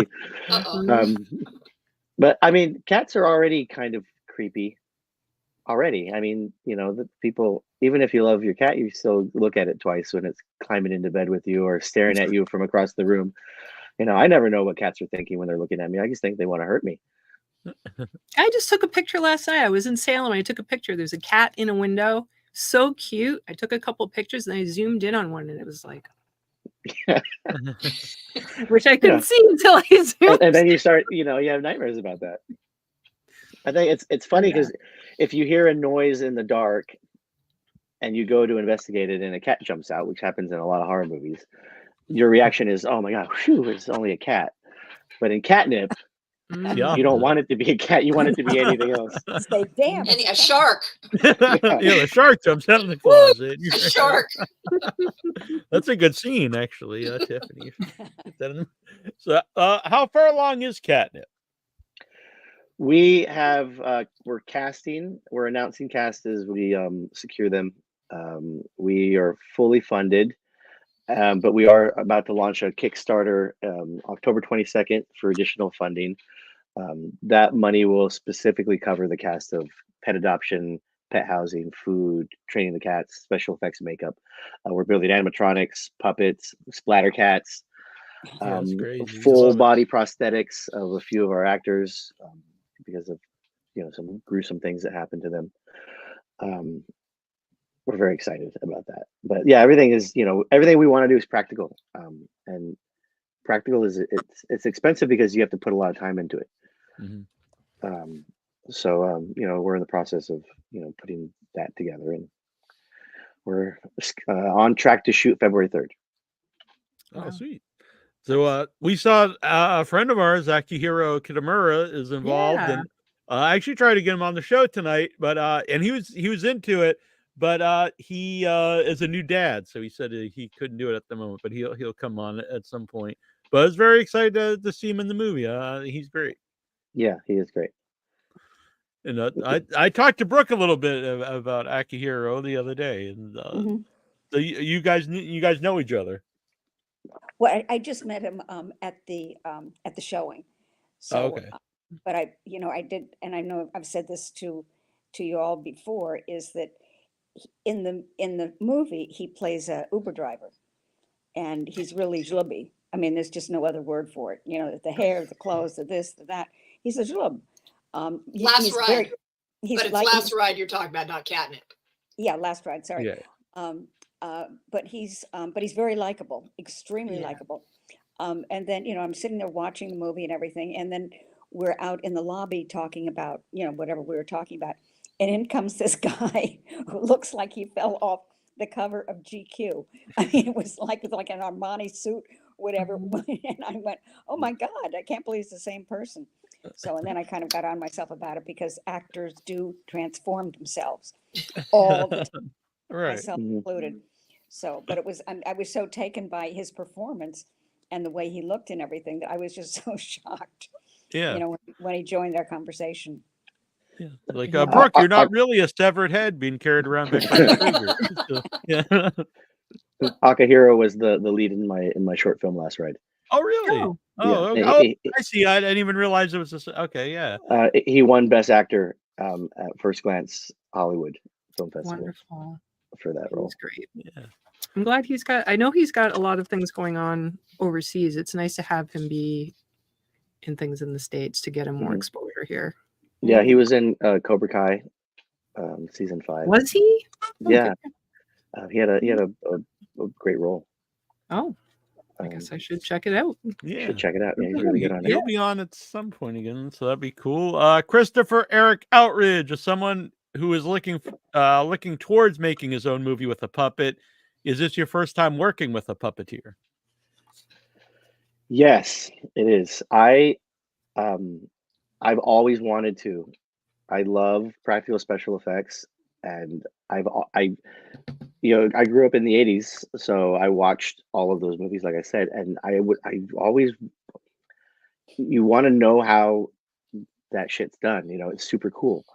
I love stop motion, and I love puppets and animatronics. I've just never had the opportunity. So this will be my first. But Eric Fox, who's our special effects artist, has done it quite a bit. His reel was pretty fantastic. He did a Gremlins fan film that was just as good as Gremlins. He did one of the Sharknado movies. So he had to create a full-size shark, and Tara Reid crawls out of its mouth. Yeah, it's gonna be super cool. I'm really excited for the special effects, and I mean everything, but special effects is gonna be the most fun, I think. Yeah, there's a on your website. There's a really cool video of the effects you're talking about, and everything looked awesome. I had not seen the Gremlins fan film before, but I was watching. I was like, wow, this looks great. I would like to check that out. Yeah, I haven't seen the full movie either. I've only seen clips from Eric's reel. Yeah, and I always say on the show, obviously your effects are going to be good, but even bad practical effects have a charm to them, and like bad CG is just like bad. You know what I mean? Mm-hmm. Yeah, I agree. Yeah, we're not doing any CGI. It's not even like a fail-safe. We're not. yeah. You could tell the weight's there. It's just there's a funness to it. I think it's really in the past several years, people within this generation have really protested against the CG because we remember how awesome things were, that you might have a puppet that its mouth isn't perfectly making shapes, but it doesn't matter because your imagination is involved and your imagination carries you through it. And there's something so charming about these things that exist, that they are actually there, and someone did craft it. They're physically involved in it. And I think that's, for those of us who were there, like as children, that was like at the height of our development. And being able to bring that back now as adults, I think is wonderful. And I think that something the youth of today are appreciating a lot of physical media a lot more. Records have become a thing. I think people are even collecting VHS now. So I think hopefully there is going to be a return to respecting things the way they had been done in the past, which is lovely. So. Yes. Well, that's my kid's in film school, and he's like, he's all about the film cameras, right? Yeah. And old school, and doing. I mean, he creates these effects just from scratch. So it's well, and they're calling like the whole AI thing boomer art, right? It's the younger generation is almost done with the AI. They got to look somewhere in between. They want the old stuff, the stuff that's really hands on. That's right? the boomer people. The boomer people made those things. So, I'm saying, that the generation is the one that's really eating up the AI right now, much more. I mean, it would seem that it'd be the younger generation, but it's not. Yeah. So yeah, I think that it is the time has come. Yeah, absolutely. Brooke, what has it been like for you to see this transformation across time of going from your beginnings? You have like this very storied history as an actor and stage, not just screen. How has it been for you seeing the shifts and the changes over time in entertainment and cinema? Wow, that's a very interesting question. It's evolution. That's all I see is just evolving. And in the beginning, I don't know if you remember. No, you probably, of course, you wouldn't remember this, but they would shoot like families eating, like Lucy and Ricky and the family eating, but they would also no one would be sitting around the table. They would be sitting on the sides and the back so they could get the camera in. Oh, so I mean stuff like that. Sleeping in separate beds. Lucy and they must have slept in one bed together because they did have little Ricky. So, but it was just beds. Yes. So so it goes from that to from one extreme to the other, and kind of like trying to find a medium place. But I think the people that I have met, like at the conventions, talk about how much they loved Nightmare, and they loved the fact that it was we green screened it, and they were just fascinated by it. And it looks hokey, it looks corny, it looks silly, but it did have the effect it had. I mean, everybody in the audience went, "Oh," when I got beheaded. You know, and or any of the other things that Freddie did to people. Welcome to primetime, bitch. I mean, that was one of my favorite lines. I love that. So, you know, we just see this evolution. But so I wanted to go into something about the actor strike, but I won't bother with that right now. But I think, you know, I think we're with this AI thing, it stinks. I mean, I don't know, I can't think of another word for it. And people know it's AI. So you can't say that you wrote this song. No, AI wrote the song, and it has no soul. It has no heart. And I know that there's some very, very, very high level actors who have in their contract that there can be no AI from them. They can't duplicate them. So yeah, I think it's a revolution, and I think we're going to come back to real deal people, and real deal writing and real deal acting and real deal everything. Whether it's songs or or roles or whatever. But I tend to be very optimistic, and I've also mentioned this before. Is I do tend to live in a bubble. And I love my bubble. So I'm like halfway not conscious of a lot of stuff that goes on. But it's, I think when we go to the movies, we go to be entertained by actors and by their environment, not by falseness. And I think people know what's false and what isn't. Like there's a commercial on now for Spectrum where they have like dinosaurs and all kinds of stuff.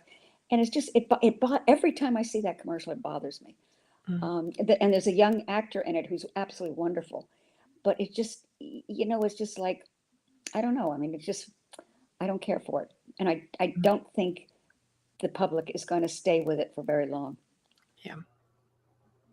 It'll probably, I mean, I would think it'll have its niche. I mean, there will be the Fast and Furious type AI films. But artists will always create art, always. It doesn't matter, like, if, all the studios are all owned by AI companies. I saw Lionsgate was merging with a AI. I guess they've had some stickers, so they're doing what they have to do. So, I mean, there's going to be that market for it because some people do like that. That's what they like in films. But artists will always create, always. Yeah. You may not get paid to do it, but we're still going to do it. Well, hopefully we'll create our own bubble of creators. I picture like the underground, roving artists, right? Yeah. Creating these films that they're showing in I don't know, in darkened alleys and things. It could be cool. Well, eventually we'll have money in our bubble and we'll be in our own space where that money will go here and then it'll come around and you'll get money from me because I pay for your movie and you pay for this because you like this music. And it'll be this wonderful giant commune of art. There you go. Grassroots. Let's do it. So, sort of on those lines now, what are your plans to do with Catnip once you have it, finished? Because I know your short film played festivals. Is that something you would like to do with Catnip? I think so. My producer and I were talking about trying to get it into theaters, obviously. Even if we have to four-wall it, we wanted to screen in at least 20 theaters across the U.S. And then to streaming. Netflix would be great, but that's impossible. I mean, realistically, it would probably be like, a Shudder premiere or, put it on Apple Plus or something. I don't know. It would be I mention this all the time, besides like the real big Marvel movies and stuff, horror movies really play at the theaters all the time. Even, independent films like the Terrifier movies cost, not a fortune, and they did really well at the theater. And I know not every movie's going to be that, but I go to the theater a lot and they play a lot of, independent horror movies, and people are always there watching. Yeah. Well, that's our goal. We're going to get it theater ready. Yeah. And then, if we got to go to festivals, I would love to do that because it's always so much fun for me. Yeah. And then we want to do a convention tour as well. Oh, that's a really smart idea, especially with Brooke and Tiffany's involvement here. And I know people have already been talking about it at some conventions. Word of mouth is spreading. It seems like people really want to see it. So hopefully we can create something. Conventions are starting to have their own festivals. A lot of them. As part of the convention. Yeah. I had spoken to a few people about maybe traveling with the first 10 minutes before we release it theatrically. Start getting people excited. Yeah. We have a lot of merch too. We partnered with a company called Mrs. Copycat. She makes horror themed cat toys. So she's gonna make plush little plush stuffed animals that are going to be pet toys of our cat characters. Oh, that's great. On her website, and we're going to sell them on our e-commerce as well. So we'll have a little Cyclops, a little fat cat, and a little Liz. Those are our 3 cat characters.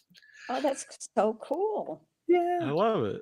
I went to their website. I'm just going to show this real quick. Their website, as soon as you go there, it's very cool. I'll just show the maybe I will. Here we go. But look at this. These guys are adorable. So MrsCopycat.com, go and check those folks out. Yeah, there'll be Catnip exclusive toys on there soon. Oh, the possibilities are endless. I mean, the possibilities are endless. I see little cat bowls with the cats on them. I see like cat collars. I see cat carriers. I mean, it's endless, absolutely endless. And costumes, of course, for Halloween.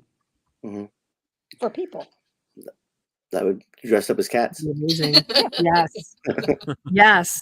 A cat costume with a one-eyed cat would be sweet. Yeah, it'd be fabulous. We're designing. We have day 1 perk packages on our Kickstarter, and we are already designing popcorn buckets that are cats and piñatas. Cat piñatas that look like Cyclops. I was going to ask about Splatter Cat merch. It seems like you found a way. Is it full of red jelly beans? That's not a bad idea. I don't know what we're going to put inside. I mean, we're just going to auction them off, right? Have them hollow. Maybe we'll fill them. Yeah, different gummy intestines and things. Yeah, those some options you can do there. So. Nice. That's October 22nd, right? That's when we kick off, and it'll go on for a month. So, nice. Yeah, and we'll put the link up on the website. It'll be catnipmoviecampaign.com once it's ready. Oh, cool. So what are some of those? Because the kitties are hungry. We need to feed the kitties, especially the fat cat, right? Yeah. Needs some weight. He's in training. And then Ozempic when it's over. There you go. Get him back into shape. Yeah. That's right. He's like the Robert De Niro of cats. Exactly. If Christian Bale can do it. Tiffany, I had to ask you about this. I've been watching these on the Facebook, and they take your dance scene from Friday the 13th Part 5, and they put it to all different music, and it seems to work like every time. I was like, this is really fun. Pretty much. Jay started that page. And now that it's Halloween, like countdown, we're doing all the Halloween stuff.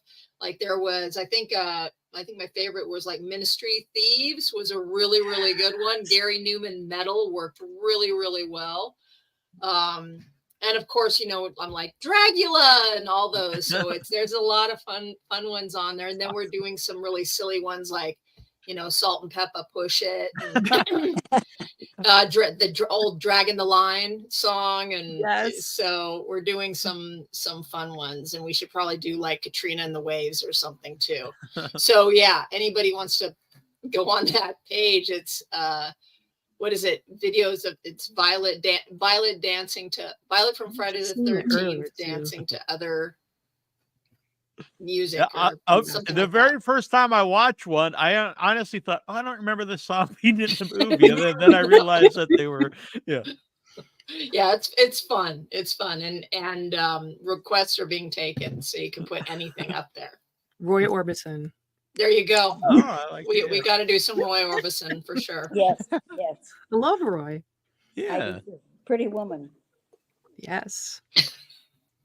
And I'm sure you've been asked this a million times, but was the song that you listened to for that scene, was it the same one that's used in the movie? The His Eyes? Yeah, so when you're actually filming the scene, like, do they play that song do you dance to the song that's actually For Violet in the film? Yeah, they did. I mean, they did some takes with the song. They do. I mean, typically it's like shooting a music video, and they play the lead in to get the dancers on the beat, and then they kill it for sound, right? Mm-hmm. So they did it, as I recall, they did a few takes, some with sound, some without sound. So some serious robot moves going on there. Yeah, serious robot as opposed to the not serious robot. Do you ever get asked to I don't know if this is something you don't do, instead of a photo op at a convention, it could be like a video op and you actually do the robot dance? I do. I have been asked, I get asked a lot of times to do it, and I'm fine doing it. The thing that I always ask though is for the person who's asking me has to do it with me. No, I like that. I like that. And that kind of weeds out a lot of the people who are asked. Really? Because I'm like, I'm going to make it cooler. Yeah, I'll coach you through this. But it's like anybody who wants to do it, I'm like, right on, your game, and we can both look silly, and it's okay. Yeah, no, I like that. That's fun. Yeah. Nyle, I wanted to talk with you about this. I mentioned it, but I think it got segued. Is what will the perks be? Other than the few you mentioned, because the ones you mentioned sound amazing, but give the audience. We're still building them, but I know we're going to have the piñatas, the cat buckets. We're going to have versus Copycat. We are partnering with San Pedro Brewing Company and Black Cat Hot Sauce, so we might have something from them. I have a friend who's a band member in the Mighty String Dusters. He's a high school friend of mine. His name is Jeremy Garrett, and he did an amazing cover of The Love Cats by The Cure. So we're going to offer that as an MP3. Cool. It's really good. I mean, we don't have the rights to that song right now because I really want it in the movie, but for the perks, it's all free stuff that we're giving away. And then we have tickets to our pre-screening red carpet premiere that we're trying to host at the San Pedro Brewing Company as well. It'll be an interactive event. We'll have some of our sets there that you can have photographs with. And then there'll have some beer specials, and we're going to either show outtakes from the movie or something from the movie, some footage. It'll be kind of like a pre-screening post-wrap party with cast and crew, and then people who have purchased those perks through the campaign. Nice. Be a nice opportunity to meet the people who made the movie. Oh, and that's where you pick up your popcorn bucket. So you get your popcorn bucket, we fill it with popcorn, and then you get to watch, whatever we're going to show. Is there a design already brewing? Unintentional, bad pun. Is there already a design for the popcorn buckets that you can reveal? It looks like a cat, and it's Cyclops, so it's going to be black with Cyclops is a tuxedo cat, so black and white, missing an eye with some blood splatter on it, and then Catnip's logo either on the side or on the front. Nice. It's going to be super cool. Yeah, that's sweet. They've become so popular now, the popcorn buckets. Yeah, I have a bunch. I collect them. I can't help myself. It was I didn't know it was a thing. What happened exactly? I had no idea. It's how all the theaters are going to stay in business now because yeah, I think the D&D one was one of the first ones that really took off. Dungeons and Dragons one. Oh, there's a bunch of them. Terrifier has one coming out. I saw that one. I got a Beetlejuice popcorn bucket. It's That's awesome. A sandworm, isn't it? Yeah. Yeah. Yeah, it's the sandworm. Yeah. No, but yeah, it's cool. I mean, we're trying to make the perks fun. and not just, what you normally get. We don't want it to just be like, a script download and a screensaver and a poster. I mean, we have those things in there too, but we're trying to fill it up with more fun cat things. Yeah, it's amazing. Yeah. So you have a catwalk, the catwalk. Yeah, we talked about doing a catwalk. And wherever the cast and crew goes, the cats are going to come too. We're inviting, they're part of our cast. So if we have a cast party, we're going to have our cats there. Oh, you can meet Cyclops and Fat Cat and Wisdom. So it's a cat's party instead of a cast party. That's my daughter. Yeah, we'll add that one to the list. Dave says, what's great about seeing this in the cinema, it will be shown in letterbox format. Going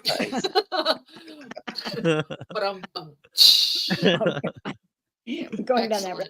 I have to hop off, but I just wanted to say, first of all, thank you so much for this opportunity. These are so much fun. And also, I'm going to be in Colorado and Denver for Mad Monster. I think that is cool. October 12th through the 14th. Fantastic. Very good. So I'm Yeah. really looking forward to that. Yeah. Say hello to Eben.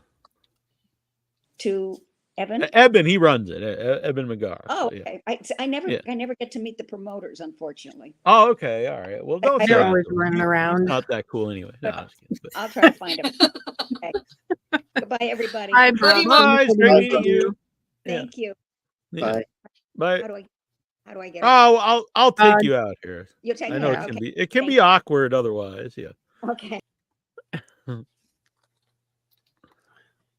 right. I don't want to ban her. That offer once I take her out, it's like, do you want to ban this person? Like, no, I don't want to ban her. I just want to take her out. So, Brooke is going to be at Mad Monster, and you said about bringing Catnip around to conventions. For Tiffany, first of all, when did you realize? Well, I guess Friday the 13th you kind of know has a following, but when did you realize your character really has a big fan base? Well, I think it was, I don't even know when when conventions first started picking up a little bit of speed, they were still pretty brand new. But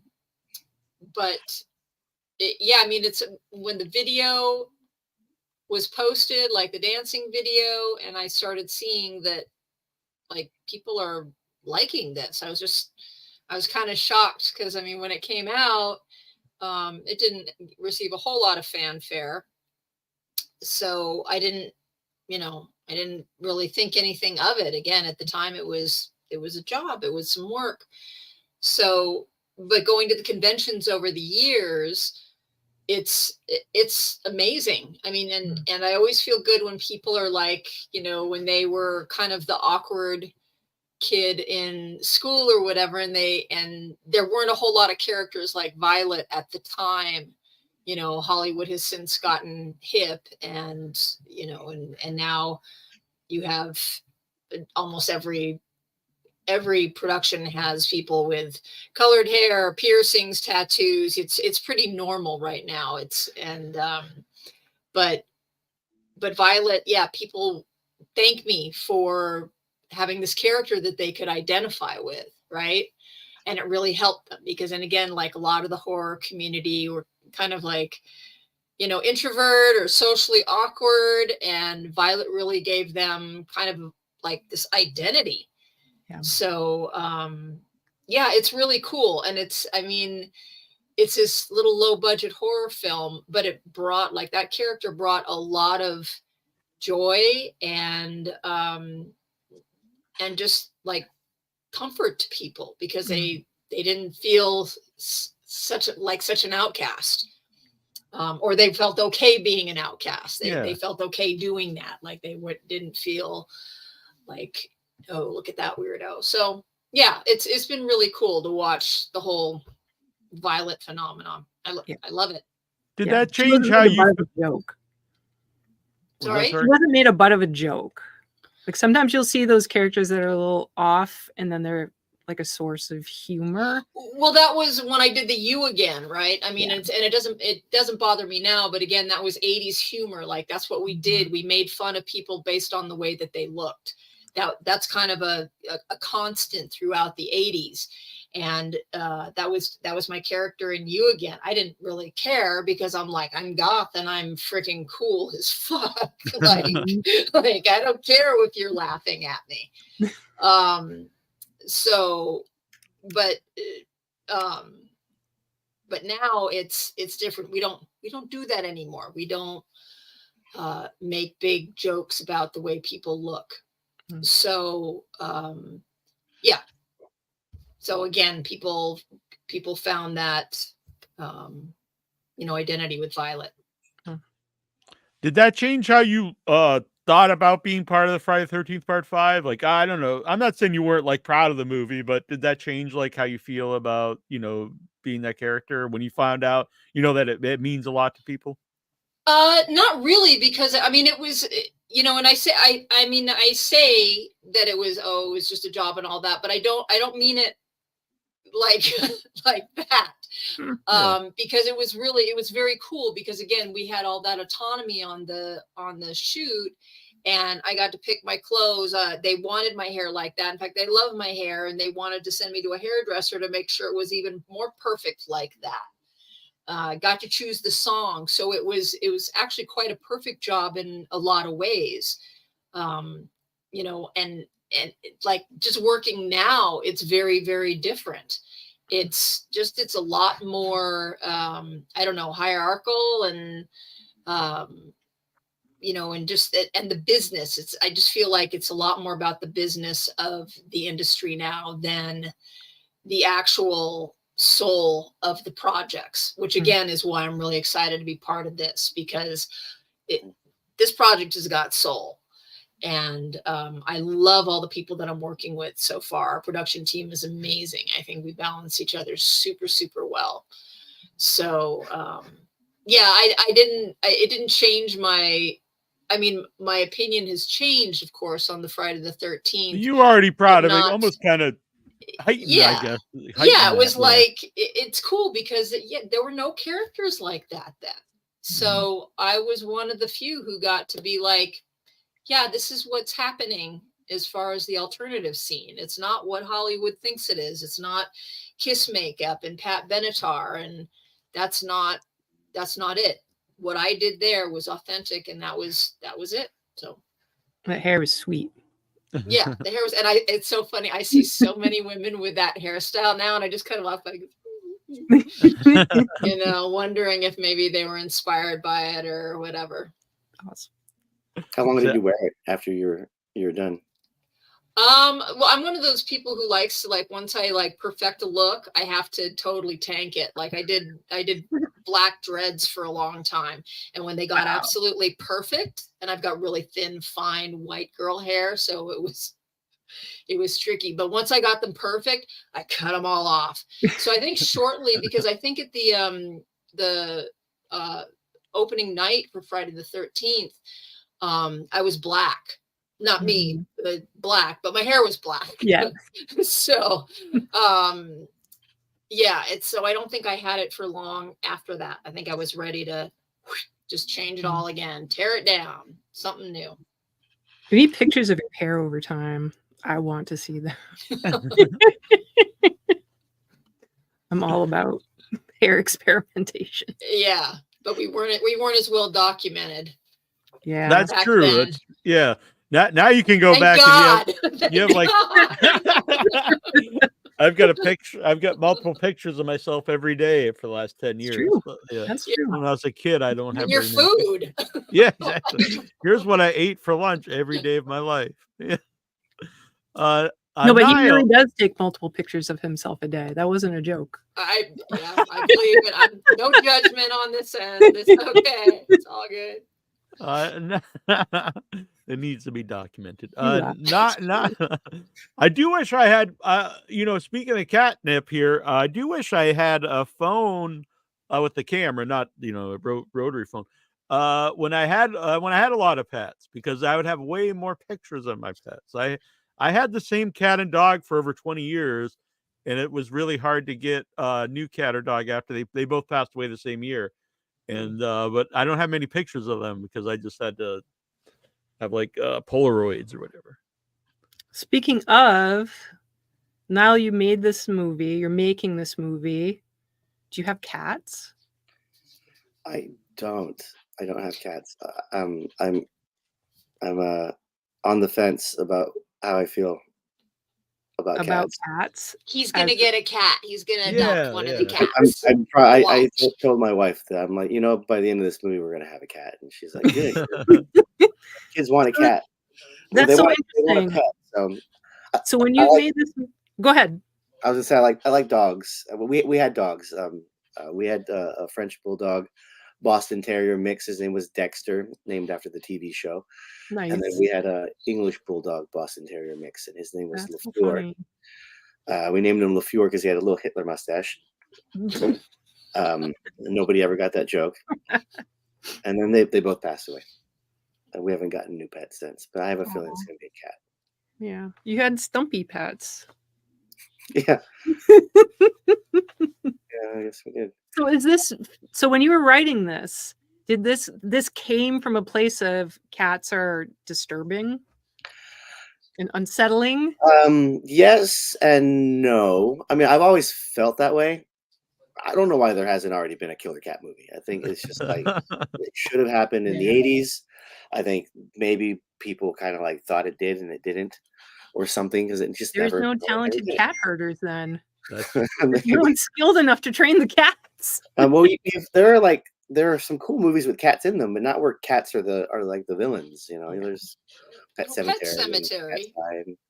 Yeah, a little bit. He's just scary. He didn't really like go after anybody.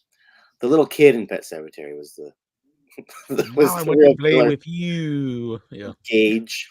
But I saw a scene in a movie that I thought was hilarious, and it was in Scout's Guide to the Zombie Apocalypse. And they go into like the old lady's house with the cats, and the old lady's a zombie, and so are the cats. Oh my God! What? It was like 3 minutes. It was so brief, but it was awesome. It's my favorite part of that movie. Where is this? It's in the middle of Scout's Guide to the Zombie Apocalypse. That's the musical, right? No, it's there's a musical. It's almost got the same name. Anna and the Apocalypse. Anna and the Apocalypse. Yeah. Scout's Guide came out around the same time, maybe a little before. It's a little bit like Shaun of the Dead. It's like Boy Scouts versus zombies. It was pretty gory and really fun. But yeah, there's a scene in there where the boys end up in this old lady's house, and she has cats, and they're zombies, and then they attack the kids, and they got to get out. And it was hilarious and scary because I'm like, yeah, that's the way I always feel about cats. Like they're gonna jump out and they're gonna get you, and if there's a bunch of them, then you're screwed. So that scene made me want to find a movie or make a movie that was just killer cats. And there weren't any, so I had to write one. That reminds me of something I wanted to ask, because you mentioned it's like Gremlins for adults, and now you're saying that this other movie you're talking about was both scary and funny. So what's like the vibe of Catnip? Is it, because when you say horror, there's all different kinds. There's horror comedies, Is it going to be like a gritty horror movie, a horror comedy? What's like the vibe? It's funny, but it's not campy. Mm-hmm. There are some funny moments. There are actually a lot of funny moments. We had a script reading, and it's funny. I didn't realize how funny until I heard it out loud. But it's a straight up comedy, though. Yeah, it's scary. When you're stuck with the cats, there's no way out. I think the closest for tone, I'm looking at. I've been rewatching these movies and asking some of my actors to watch these movies.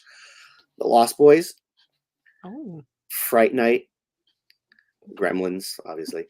Night of the Creeps. I don't know if you guys know that Fred Dekker movie. Yes, that was I rented that on VHS many moons ago. I love that movie. It's such a great underappreciated movie. And then we're looking at Arachnophobia, even Jurassic Park. Wow. Where the terror is real, and you have to get away. Like the reaction is also real. It's life threatening. Gremlins is a lot scarier movie than I think a lot of people realize. It's like when you watch it again, it's like, oh, this is like a legit horror movie. It just happens to have kids in it and whatever. But yeah, I read and it's fun too. It's super fun, and that's what we want to do with Catnip. We want to put fun back into it. I love horror movies, but they're so it's just such a bummer now. You leave a theater and you're like, semi-suicidal. Feel bad movie of the year. Right? Yeah, you walk out and you're like, I just hate myself. I hate everything. I want to go home and sleep. And I used to walk out of a movie and I was exhilarated, like the first time on Elm Street. I want that feeling. Yeah, it's a fun ride, but also you're scared, and it's it's cool and funny and gory and all that stuff. Yeah. What a wonderful blend of films that you've used to give us the vibe. I think that's just the sales pitch right there. There's cats, and these are the films. It's like that, but with cats. Yes. It's like Jurassic Park, but with cats. With cats. It's like Gremlins, but with cats. Yeah. It's like Lost Boys, but with cats. It's funny because all those movies, for me, they have a very similar feeling. And I think it's the way movies were crafted in the 80s and 90s. That decade had everything that came out felt like it was coming from the same place, and it's from like a very passionate place. A lot of artistry was put into it. Even the bad ones, like Critters, I love, and Piranha also. Yeah. Piranha is actually a pretty good movie. Yeah. But maybe not. I like it, but yeah. I think recently I watched Sting, which was with the spider movie. Yeah, that was pretty good. I liked it. Yeah. I love Cocaine Bear. I thought that was a lot of fun. I liked it too. Annabelle and I are split on it, but yeah, I like it. Yeah. Well, I have a nephew. I won't go down that road. I liked it because I watched it with my wife and not my kids. Mm-hmm. Because we wanted to see it first to see, hey, can we show our kids this movie? And you can't because it's like hard R. And I kind of miss that. I miss that's the way horror movies used to be. They weren't made for kids, but kids would like find a way to watch them. I think they were made for kids, but they weren't. You know what I mean? Like, they knew the kids when you're a kid, you don't really want to watch a kids movie, right? What? I think when you're a kid, I was a kid. Yeah. I didn't. I didn't want to watch a kids movie when I was a kid. So no, me neither. Yeah. I know that you could buy a ticket for a kids movie and then just walk into whatever movie you want. I actually tried to get into a Nightmare on Elm Street movie. Myself and my friend wrote notes from our moms, walked over to the theater, and they were no. And so going forward, I remember going to see Bambi and seeing Terminator. So it was, those are the days. I had never been carded my whole life to go see whatever. Never cared until Annabelle and I went to see Texas Chainsaw 3D, and they carded me, and I had just turned 40, and I was just like, what the hell? Like at the restaurant, not at the theater. No, they both. You're so youthful. I got carded. Just warning me, like, you don't want to see this. I got carded to see Scream 2 in the theater, and I was on a date, and the kid who carded me was probably 14. I was so embarrassed. I was like in my late 20s when that movie came out. Oh, that's very awkward. But yeah, it made me feel good at 40 that I got carded. At 20, you have a different feling. Yeah, but if you're going on a date, yeah, well, you'd be like, the whole night. Like, I didn't get carded for I used to smoke a lot. I didn't get carded for cigarettes or alcohol or anything. But then at the movie, they wouldn't let me in. I'm like, I don't even know if I have my ID. Kid was jealous. He was trying to ruin your date. Maybe. I don't know. I don't know what that was all about. It was in New York too. Tiffany, are you a horror movie fan? I'm not really a slasher fan. I like psychological horror. Yeah. And I really, you talk about how things have evolved when talking to my mom about horror movies and such. I can't stand jump scares. I think they're like a cheap gimmick. One or two well-placed one, like Quiet Place. They have the jump scare in there. Perfect. I watched Nope last night.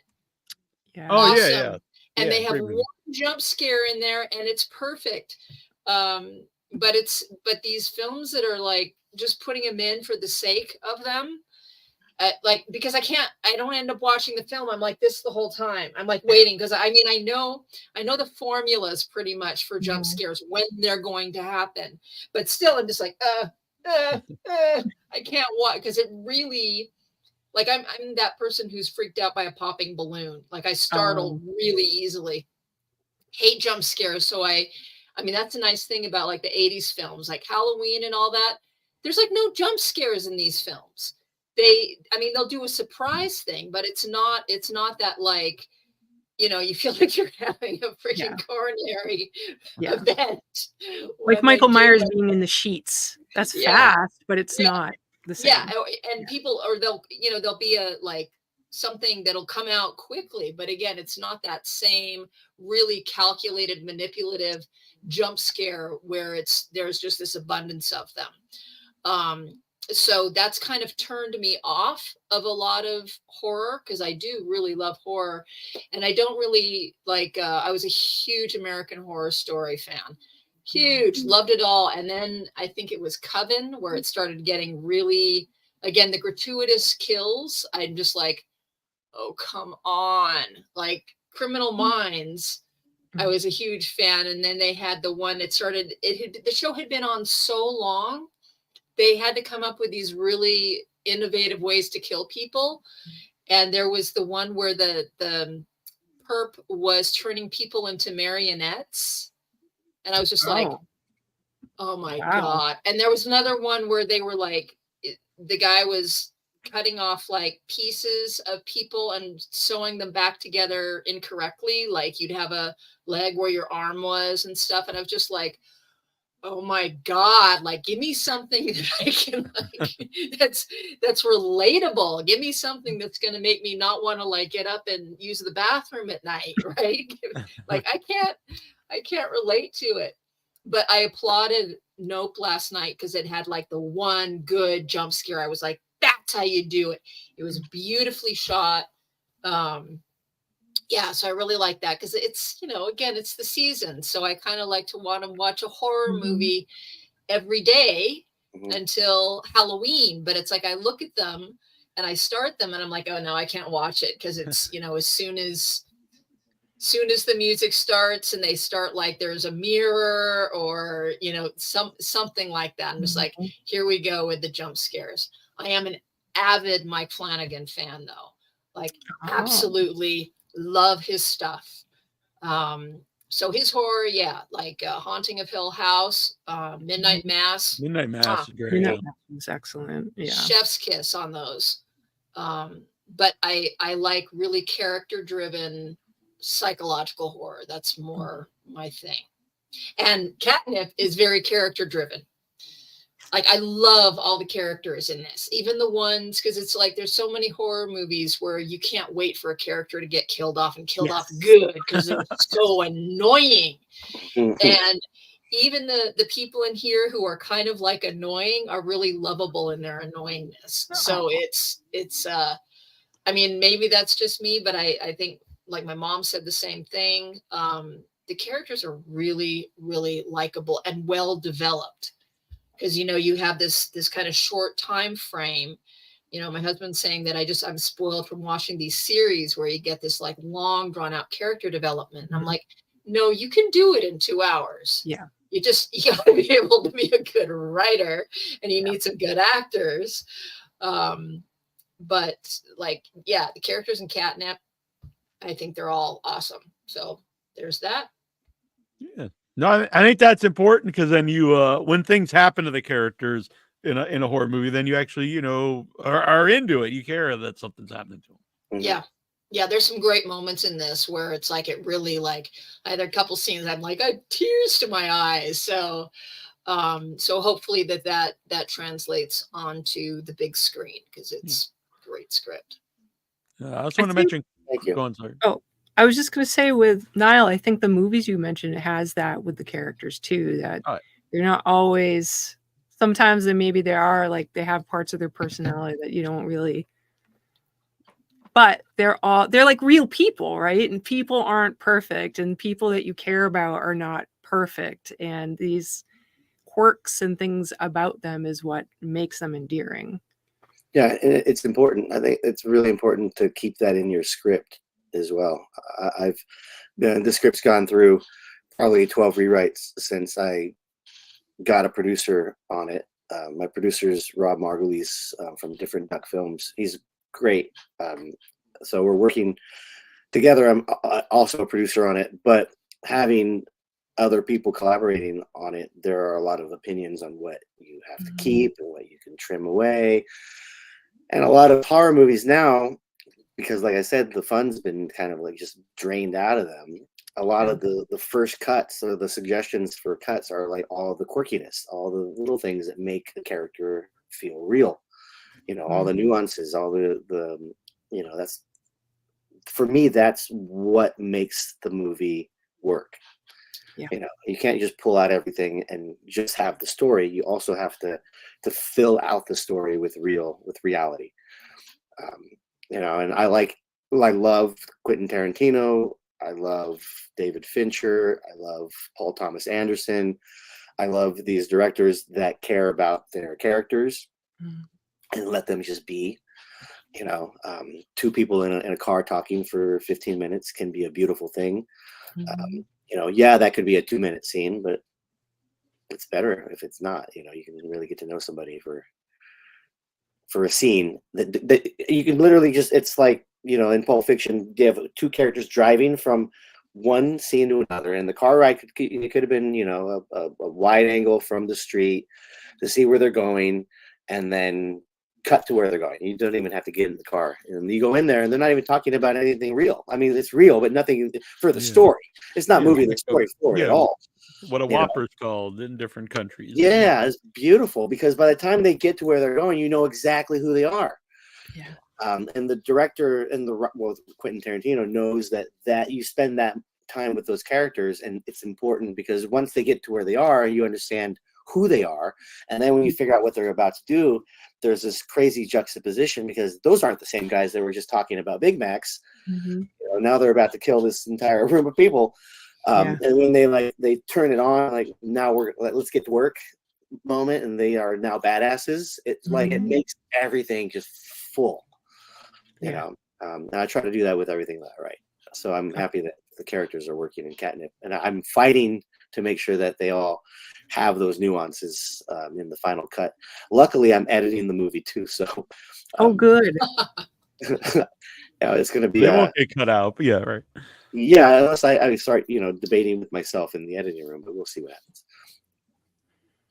Well, it's great to hear that you're I mean, it sounds like there are still people that are sort of telling you these different things, but I love that you're just going to stand your ground and make sure that, because these are the important things. You know this. You're clearly you know what makes this work. You know why those movies are beloved and have lasted, and people still care about them now.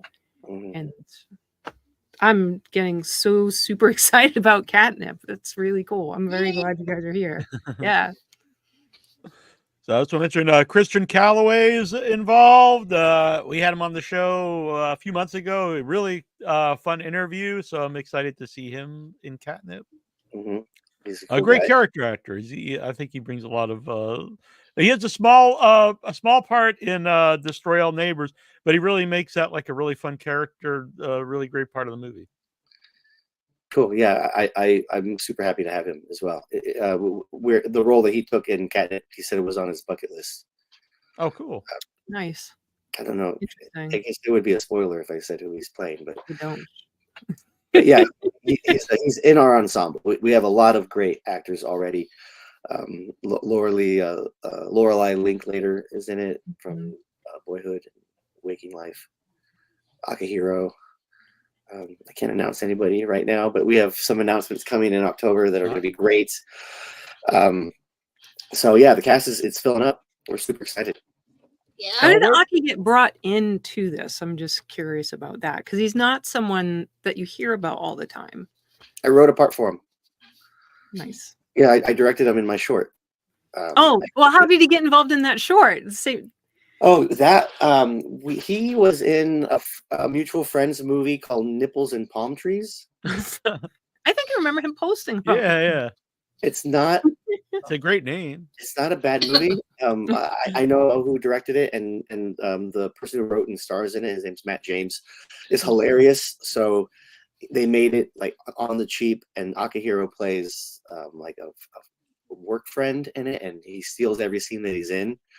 So I asked Matt James to put me in contact with Aki, because I was about to direct a raunch com that I wrote called well, it was called The Man Who Loved Women, because it was my homage to The Man Who Loved Women, the Blake Edwards movie. Now it's called Crazy Little Thing Called Love. But there was a part that I wanted a scene stealer like Akihiro, and it was, you know, a Japanese character. So he put us in contact. We had coffee. I pitched myself in the story, and then he like committed on the spot to that small part. And then my lead actor fell through. So I went back to Aki and I'm like, if I rewrite this for you as the lead, would you do it? He's like, hell yeah. Nice. So I had him attached to that whenever that gets off the ground. But yeah, he's just a wonderful dude. He's like such a cool guy. He's amazing to work with. He's a great actor. So I wrote a part for him, specifically for him in Catnip. Awesome. Where can people follow Catnip to see, you know, the different more cast members you're going to announce and all the different announcements? It's Facebook is Catnip the Movie. On Instagram, it's Catnip the Movie, and the website is catnipthemovie.com. And TikTok. Oh, TikTok. We're starting to put some stuff on TikTok. It's just starting. I think on TikTok it's Catnip Movie. Okay. If I remember correctly, because Catnip the Movie was already taken. Okay, interesting. Really? There is another, go to IMDb. There is another Catnip that was, it was a while ago. It doesn't look like it was a horror. It looks like it's kind of a, I don't know, just drama, dramedy or something. Yeah. Yeah. All right. Well, we don't care about. No, I'm sure it's a good movie, but we're here. So this has been great, and we'd love to have everyone back when Catnip. Anytime if you want to talk about whatever, but when Catnip is ready, we'd love to have you guys back and talk about the movie. Yeah, that'll be fun. Yeah, thanks so much, Neal, and feel free to message me about your film, like where I can see. I love that we're all all dogs in God's hot car. Yes, I definitely will. Yeah. You have to ask me twice. Okay, yeah, it looks very interesting, so I'd be interested. Well, thank you. I appreciate that. Yeah, support our local filmmakers. Yeah, it's the guy who made it. Where's he from? From not Germany, Austria. Yeah. And he has there's a lot of intersected cuts of things that are more like photography. And it's really, I like it. Yeah, the main star wasn't, really there in Austria. So it's interesting. It's interesting. I'll tell you more about it. But it's making its it did have a small premiere in Austria, but it's making technically its world premiere at Nightmares Film Festival in Ohio in a couple weeks. Right on. Okay. Yeah, well, good luck. Thank you. Appreciate that. Catnip looks amazing. Yes. Thanks again. Thanks so much for having us. Thank you. Yeah, of course. Thank you for reaching out. And this, it looks awesome. Really, I'm a big cat fan, and we're gonna make Nyle a cat fan by the end of the movie. So I'm already getting there. All right. Make sure you keep us posted about when your campaign goes live, so that we can promote it. Absolutely. No, October 22nd, catnipmoviecampaign.com. Awesome. Great. Sweet. All right. We'll talk to everyone soon. All right. Thank you. Thank you. Bye. Bye. Bye. Bye. All right. We'll take it out. I always feel awkward taking people out of here. Why? And no, I should not. You should not. It's more awkward with you being like, that's way more awkward. All right, fair enough. So let's see here. This looks great. I'm really Catnip looks awesome, this. yeah. And everyone's I love everyone involved so far that we've talked to. And it was really cool seeing Brooke and Tiffany really excited to work together. I think that's, like you said, it's emotional. It's cool. It was. Yeah. Nile's really, I'd never talked to Nyle before. He's really cool. I really like him. Man. Yeah. He likes a lot of similar movies that I like. So. I would love to know more about his A to Z experience. I would have him on a podcast episode just to talk about his A to Z experience of the horror section. I think it's really interesting. Yeah. It's something that I'd considered, but I never recall. There's a Tiffany interview in the archives. It's back in the audio only days. If you guys want to listen to that, we talk a lot more about Friday the 13th Part 5. But yeah, we talked about Catnip. It was great. I'm very excited. Not just because they're here. I think they might even still be listening. I really want to see Catnip. And Brooke is so interesting. I was checking out about, there was another interview I was listening to, and her history is incredible. She went to this is silly, and but she went to high school with Christopher Walken, which I thought was really interesting. Oh, wow. But her career is really incredible. And it sounds like, she sounds like a lovely person who's had a I really had talked to Brooke story. about, we were trying to get her into the Once a Future Smash. Yes. She was totally aboard, but it just didn't work out. We couldn't get it scheduled. It was during, it just didn't work out, unfortunately. But she's awesome, very super sweet. Yeah. Very nice. And I'm glad we worked it out to get her on here on video.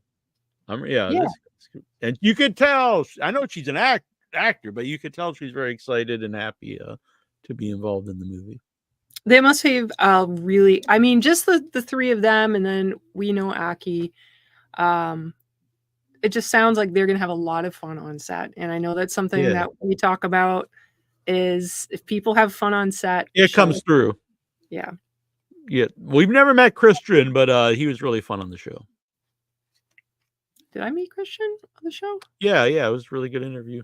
He was he played the homeless guy on Destroy All Neighbors. Oh, I forget. Is it Destroy All Neighbors? All Neighbors Must.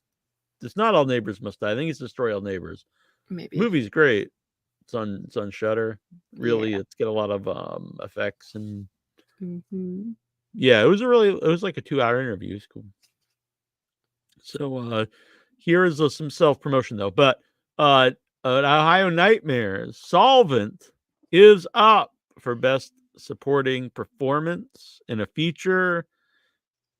Johannes Grenzfurtner is up for Best Supporting Actor. Johannes is also up for Best Director. And the feature itself is up for Best Feature Film, Best Horror Feature. Well, I quite enjoy it. It's very interesting. I really do like that there are these strange, random. I know they're not. He chooses them for a reason, but it feels a little bit random to have. You've got your story going on, and as it's being told, there's occasionally these interspersed, like it's in the little trailer there. There's one that's like ladybugs mating, but it's really interesting. I would say somewhat Lovecraftian because I don't want to say because it will give things away, but it's very fascinating. Quest for these people. It's like a group, and they go because someone's got a Nazi relative, and they're going to go explore this place, and they start exploring, and what happens in horror movies when people explore.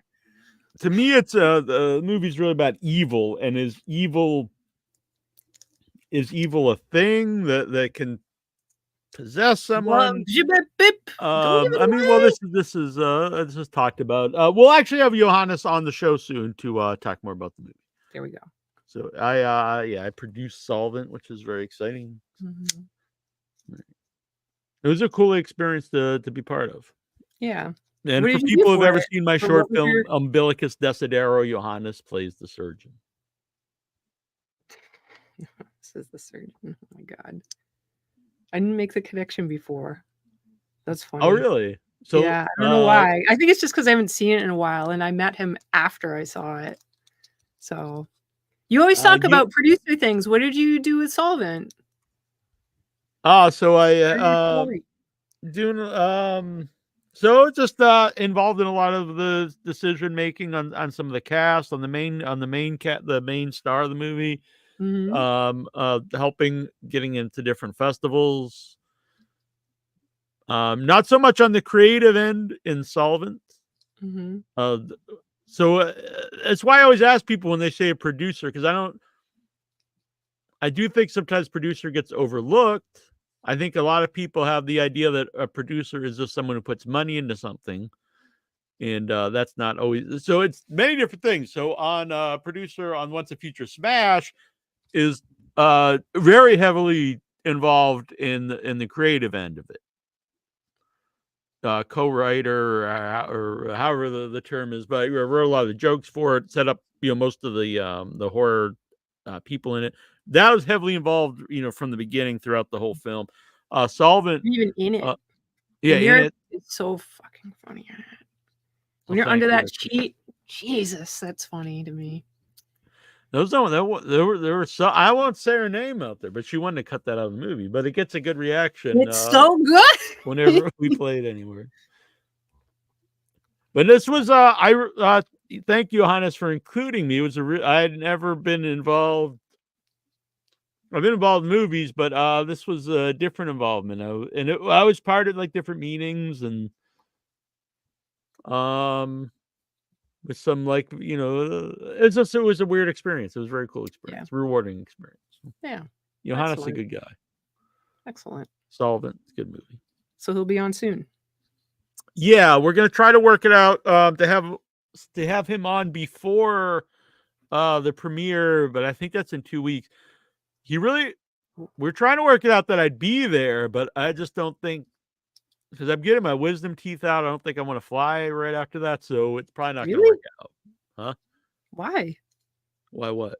Why wouldn't you want to fly after your wisdom teeth are out? Are they going to vacuum out the things? You're not supposed to do a lot of stuff. I can't eat solid I just had food. them out. Yeah. You don't want the little clots to come out, though. It's not good. That happened to mine. It wasn't good. It's gross. But, yeah. Anyway, Johannes, good guy, Solvent. But next week, we'll have him on to get an edition next week. But next week is Chris Bickle. Yeah. That movie was pretty sweet. Yeah, Christopher Bickle, director and writer of Paternoster and The Mission of Light. This movie is amazing. It's actually premiering in 2 days in Charlotte at the Independent Picture House. So if you're in Charlotte, go and check that out. Amazing movie. We'll have him on next week to talk about it. It's a cult movie for the people that don't know. Do you have a trailer for it that we could show at some point? It doesn't have to be in this instant, but I'll grab it. So that the people can know the deal. The dealio. Yes. And I do not have anything ready now, but in the coming weeks, we're going to start announcing some more people that are involved in our feature film, Arbor Day. Arbor Day. Arbor So Day, I helped write the Once and Future Smash, but Arbor Day I wrote the script for. And so this is going to be with remember something to have to do, and you have to give me a sample of the script. I hope you recall. Sure. Yeah, we do all this. Yeah, we do this off there. But yeah, Arbor Day, a lot of really cool people involved. It's writing. So anyway, Arbor Day. It's a holiday horror film about Arbor Day. Finally, we get a holiday horror film about Arbor Day. It's one that everyone's been waiting for, and it's a horror comedy. Steve, who is played by me, is him and his buddies are a bunch of gamers, and they find out the secrets of Arbor Day and the cult of Arbor. So I don't want to give too much away, but it's very funny in my opinion, and people have read the scripts of the pieces I've given them have found it very funny. So that's a good sign, I think. You yourself have found it funny. So. I have found it funny when you've read it. Well, I guess you didn't read it from script, but you were telling us your ideas. I was reading it from the script a lot. Were you? Yeah. But when you were talking to us, it was very funny. Always was very funny. So me, Troy, Annabelle are involved. It'll be a Without Your Head film. There's other Without Your Head films out there, but this is everyone from Without Your Head involved. Yes. I have figured out the perks, tiers with Neal. So it's all the groundwork is being laid. Oh, welcome, Tiffany. Yeah, so things will get going for that in the beginning. Thank you. In the beginning of the new year, so that there's a chance for people to do your Halloween stuff, and then whatever the holidays thing you do at the end of the year. And then we will be asking you for the monies because you love us, you love Troy, and you're going to love seeing all the people that are going to be involved in it. And it's not just actors. It's also, there's going to be people behind the scenes that help, like Michael Epstein. Hopefully Sophia will be able to be with us. There's a lot of excellent people involved. Troy is working on the props. I'm doing art for the, I don't know if you want to say, I haven't decided. Yeah. Do you want to say what it's called? Oh, the Arbornomicron. Yeah, it's out. Okay. So I'm doing the pages for the Arbornomicron. Some of them are just random things that I've come up with and put a lot of effort into making special. Things that you can decipher if you choose, things that are in actual other ancient languages. Yeah, so I'm putting a lot into that. I know Troy is really working very hard and doing some really cool stuff. Whenever he shares with Neal and I, it's always exciting to see and fun. So it's going to be a really fun, silly movie. Hopefully there will be like some strong horror in it alongside of the fun horror. And so here I brought up the we're gonna have Paternoster and Mission of Light. We do have the trailer here. Mm-hmm. But yeah, Arbor Day, I'm very excited. So the original idea was gonna be a short film, and then things started. Troy started making so many props, which inspired me to write more stuff. And right away, people had suggested to make a feature instead of a short film. At the time, I was like, well, I don't know if I have enough stuff. At the time, it was really just about a demonic tree killing a guy, killing a bunch of people. But and then it's really evolved into its expanding the mythology of this whole universe, and that's been a very fun experience. We need to have another team brainstorm. Yeah, we'll do that. All right, so here is Paternoster, and so the crowdfunder for Arbor Day we'll have the we need the pre-launch up soon, and then we'll have the official launch where people can submit money in 2025. But once the pre-launch up soon. Yeah, sweet perks. Yeah. All righty. Let's grab this here. How long is this trailer? 2 minutes. Okay. You want to be on screen or off screen for it? Off, please. Why am I?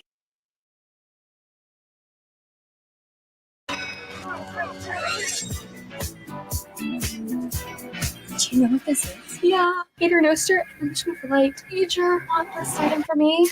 I'd kill for a copy. Word has it, the lucky ones destroyed their copies. Curse. Cursed? If you believe in that sort of thing. I don't. This commune put it out in the early 70s. Rare as shit.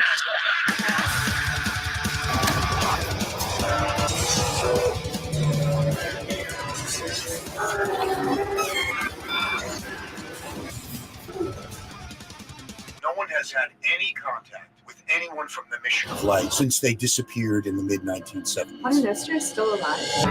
Come out and see Father. Come out and see Father. They worship at the altar of madness.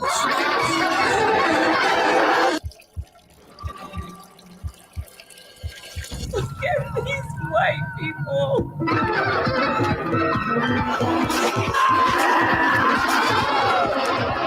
This isn't normal. Dude, you feel all of us inside of you. Victimhood is the social currency of these kids today. If they want to play it, let them be it. Fuck your entire generation!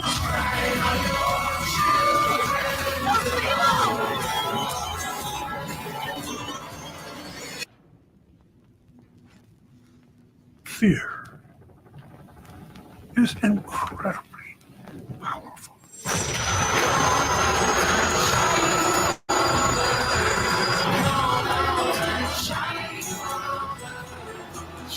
on your children below.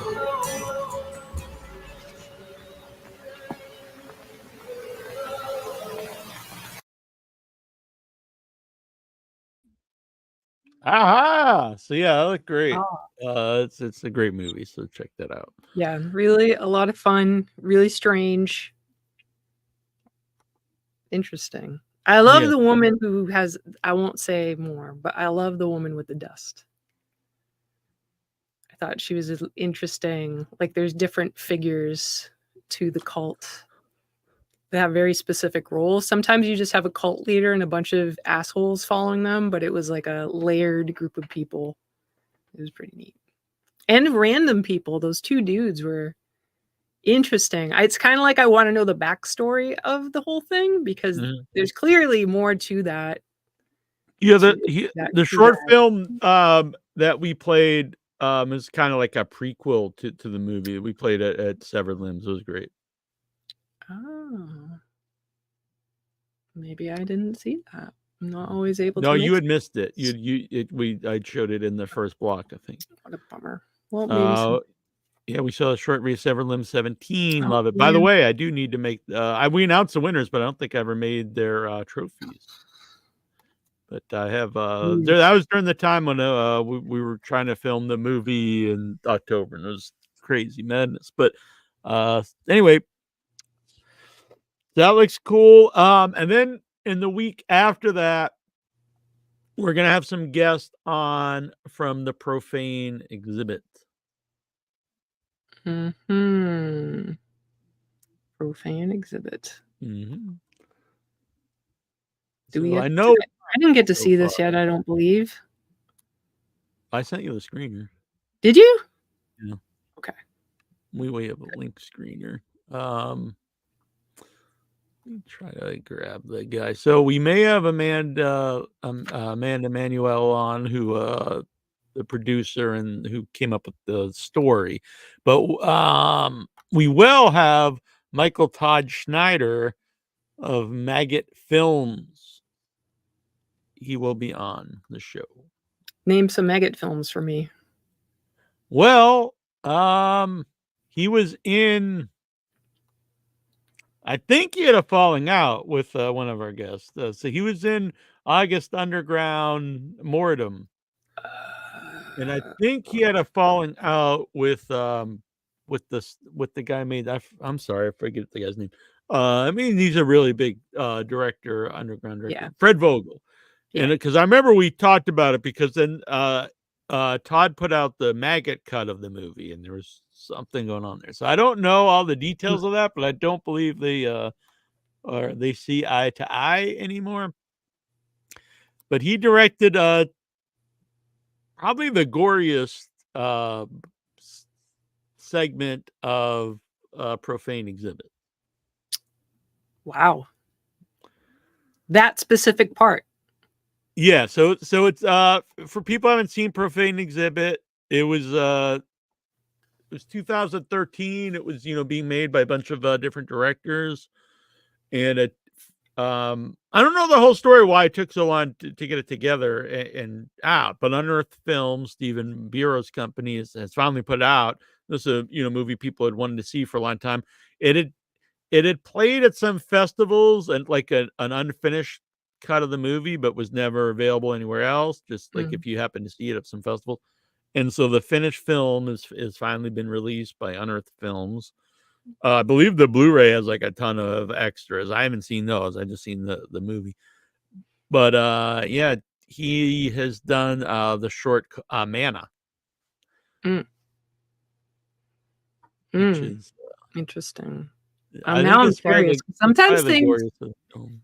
there are things that are people will consider extreme that I am okay with. It's some really awful, terrible things, like graphic things that I'm okay with. But some things I can't get into. So I don't know. Yeah, I'll be honest, I didn't have a problem with any of the gore in Profane exhibit. That's not to say that's not a gory movie. It is. None of that bothered me. Some of the I wouldn't say I was bothered by any of it, but some of the to me, the more disturbing stuff is some of the more rapey stuff that some of the segments have. Yeah, I'm not. But we will talk more in depth about the movie after you see it. We shall. But that is a good warning to me going. I'll be perfectly honest. Some of the segments I thought were very good. His is actually one of my favorites, Mana. There's some that are okay, and there's a couple that probably don't really work for me. But I really liked Mana. I really liked, let me read, Sins of the Father, which is not gory at all. I thought was excellent. I thought that one was really well done. The Asian one, the Hell Chef, that one's super gory, but it's Hell very Chef? Yeah, the Hell Chef. Cool. Super gory, but very stylized. And that one I actually found very fun. I like that one a lot. Hell Chef. Yeah. So those are probably my. Oh, I'm not sure which one it is. It Moors in Tabula. There's an Italian one that I really like too. It felt like an old 70s Italian horror movie. Giallo. One of it a lot. And then there's I won't mention. There's a few here that I just didn't really care for. But Yui Bowl, his has Clint Howard in it. Really? Yeah. That's pretty sweet. When's Yui coming on the show? I'll try to get him on. Yes! I have his contact. Please do. That would be the dream. He was on the show years ago for a fairly short interview, but we'll try to get him on because I know he's also he's trying to get some sequels made to other movies, and I know former guest on the show is doing a sequel to Seed, one of Yui Bowl's movies. Oh. Yeah. I think he would do the show. Cool. We just have to work around the time difference because he's in Germany. Yeah. But he's a madman. He might stay up in the middle of the night to do the show. True. But yeah, Caroline Williams and Clint Howard is in the Yui Bowl basement. Awesome. Him and Clint Howard and her all together on the show. Yeah, it'd be interesting. It would be interesting. They work together, so they must kind of. I don't know how you're gonna feel about his segment. I'll say that. But let's see. Really? Yeah. Well, it's Yui Bowl. What are you gonna do? It's probably to me the most disturbing segment of the most challenge of the whole film. I would think. I'm gonna have to find out whether or not I enjoy it, but I will watch it. Mm-hmm. It's part of comes with the territory. And it's that's also not graphic. Oh. Well, it's graphic, but it's not gory. I just noticed that Catnip has an NR rating. Oh, not rated. Yeah, interesting. Yeah. Down at the bottom of the screen. Speaking of. I'm trying to find what else this man has done. Maybe we'll try to watch because it'll probably be in a few weeks.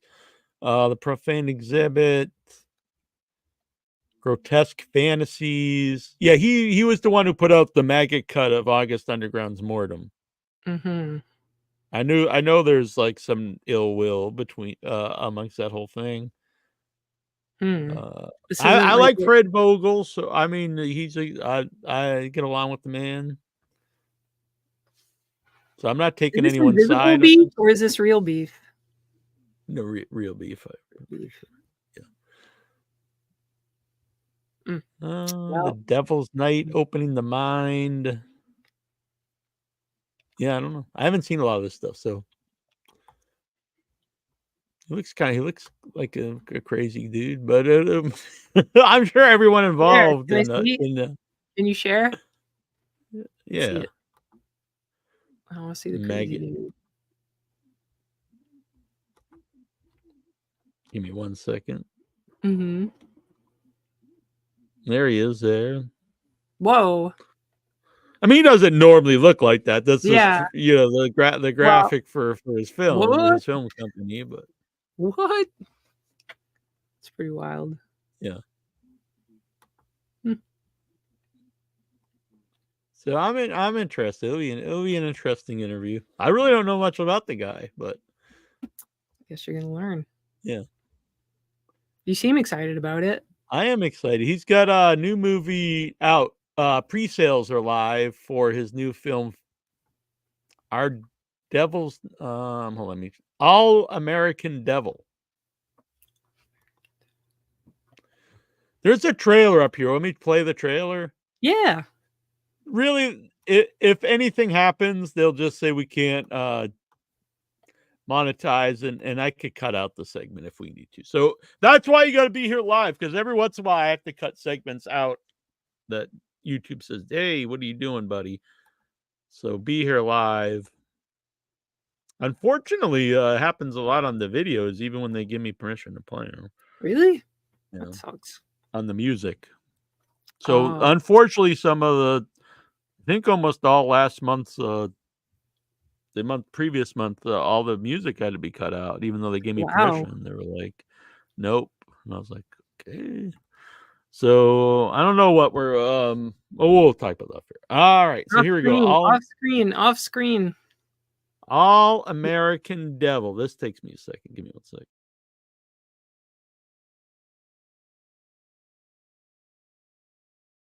God, forgive me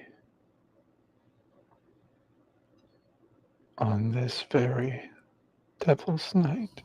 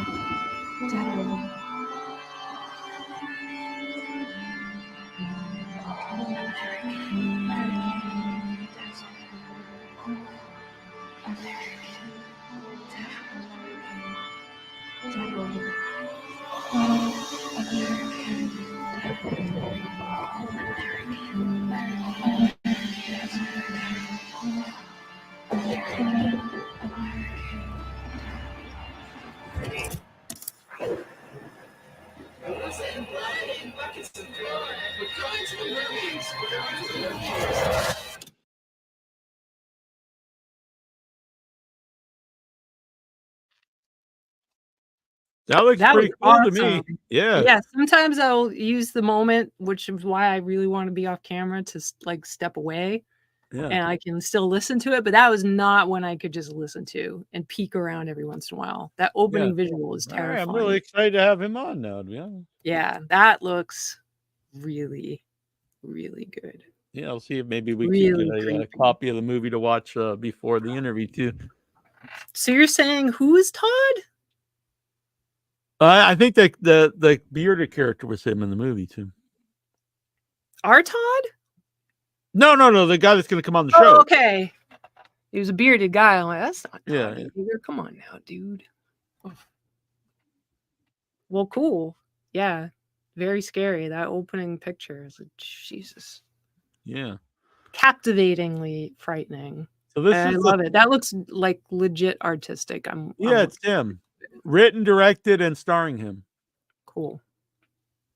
So this is the third one in the series. 15 years after the events of Our Devil's Night and His Devil's Night, something horrifying triggers a trip down memory lane. All American Devil. Interesting. Mm-hmm. He also does the effects in it. Wow. Well, if you can get some movies our way, I would love to watch it. Yeah, I'm looking forward to this because, we want to, we like to do a whole interview with the man, not just about the one film. Yeah, people like talking about their stuff. Yeah. He's got a lot of wild looking stuff here on his website. I'm trying to see if I can find a write-up of just, non-spoilery one of Mana to tell you what it's about. Mm-hmm. The Profane Exhibit. So, yeah, like a lot of anthologies, not all of them, to me, work. Mm-hmm. But I was excited to see it. I've been wanting to see it for years. I actually had a T-shirt, that the Profane Exhibit T-shirt, but I recently sold it on eBay. Wow. Because it was like a 4X. So. Oh.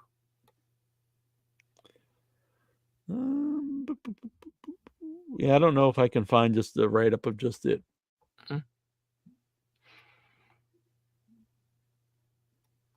All right. Well, anyway, check it out. It's definitely not a movie for everybody, but if you're into really depraved stuff and some gory graphic stuff, it's just not gore. There's some depraved stuff going on in this movie. So check it out, I'd say. So what's out there, man? Have you seen The Substance yet? I have not. I am not, but people love it. It's really weird. I think it sounds really interesting about an aging actress who does what she can to get her youth back. So because people don't want to hire an older actress, and I like that whole thing. When we've seen things like that before, but I think that's a good topic. But what's really weird is, and then I've seen people saying like the end is like maybe the goriest movie ever, like at theaters, and it did not seem like that kind of movie to me. Just like the idea. So I'm really interested in it. It's Mubi's biggest money-making film of all time. This is starting to come up a lot. Like the production company Mubi, it's their biggest hit ever. Neon's been really hitting out of the park. So a lot of these independent film companies are really doing well with their horror movies lately. That's excellent. I think it looks good. I remember at first seeing people kind of trash it. Yeah, people are loving it now. Yeah, good. Jim Ojala, former guest on the show, he said that Universal had dumped it. They had originally were going to put it out, saw it, and then they, I guess it was too graphic for them, dumped it. And so that's when Mubi stepped in. And I'm not even really sure. I thought Mubi was almost like a Tubi website, but either way, it became a hit for them. So good for them. Yeah, absolutely. And if it came out from another studio, who knows what they would do to it? Yeah. So I've been putting up some interviews on our YouTube page. So there's a segment of Without Your Head where we got screwed over by GoDaddy years ago. So a lot of the older interviews are no longer on iTunes and whatnot. They're just not out there, some of the older ones. But all the interviews are on YouTube. But I found out there is a segment of a couple years where I wasn't putting them on YouTube. And now that they're off podcast, they're just not available anywhere. But I have them all. So I've been putting out some. I'm going to put out one every day in October. That's the plan. And then we'll do one today since we're doing the live show. But so the first day I put out, let me grab these. So there's two out right now. Danny Hicks from Evil Dead 2. Mm-hmm. From Evil Dead 2, from Darkman, from The Intruder, really underrated 80s horror film. All kinds of cool stuff. So that one is up. He sadly passed away, not probably a year. I think he was really sick during the interview, and he'd mentioned it, but like the level he was, Mm-hmm. Friend of John. And it's actually, I listened to the interview, and so he talks about John Dugan recovering from, this was 2019, the interview. He talked about because he was real good friends with John Dugan. Mm-hmm. And he talked about John recovering from cancer. And then looking back at it now, he knew he was dying of cancer when he's talking about this. So it's it's a really good interview though. So check that out. That was the first one I put up. And then Greg Lamberson interview. I know he's been on the show a bunch of times, but I found one where I never put up for some reason. And it's like an hour. The Danny Hicks one's like 48 minutes, and the Greg Lamberson's like an hour and a half. So check both those out. I also fixed up the audio. They were pretty good audio anyway, but I took out just some of the blemishes. And down the road, my plan is to instead of just putting all the old shows just up on podcast, we'll leave the interviews up there, but the idea is I'm gonna restore all the audio on the old shows. It'll take some time to do, but it's doable now.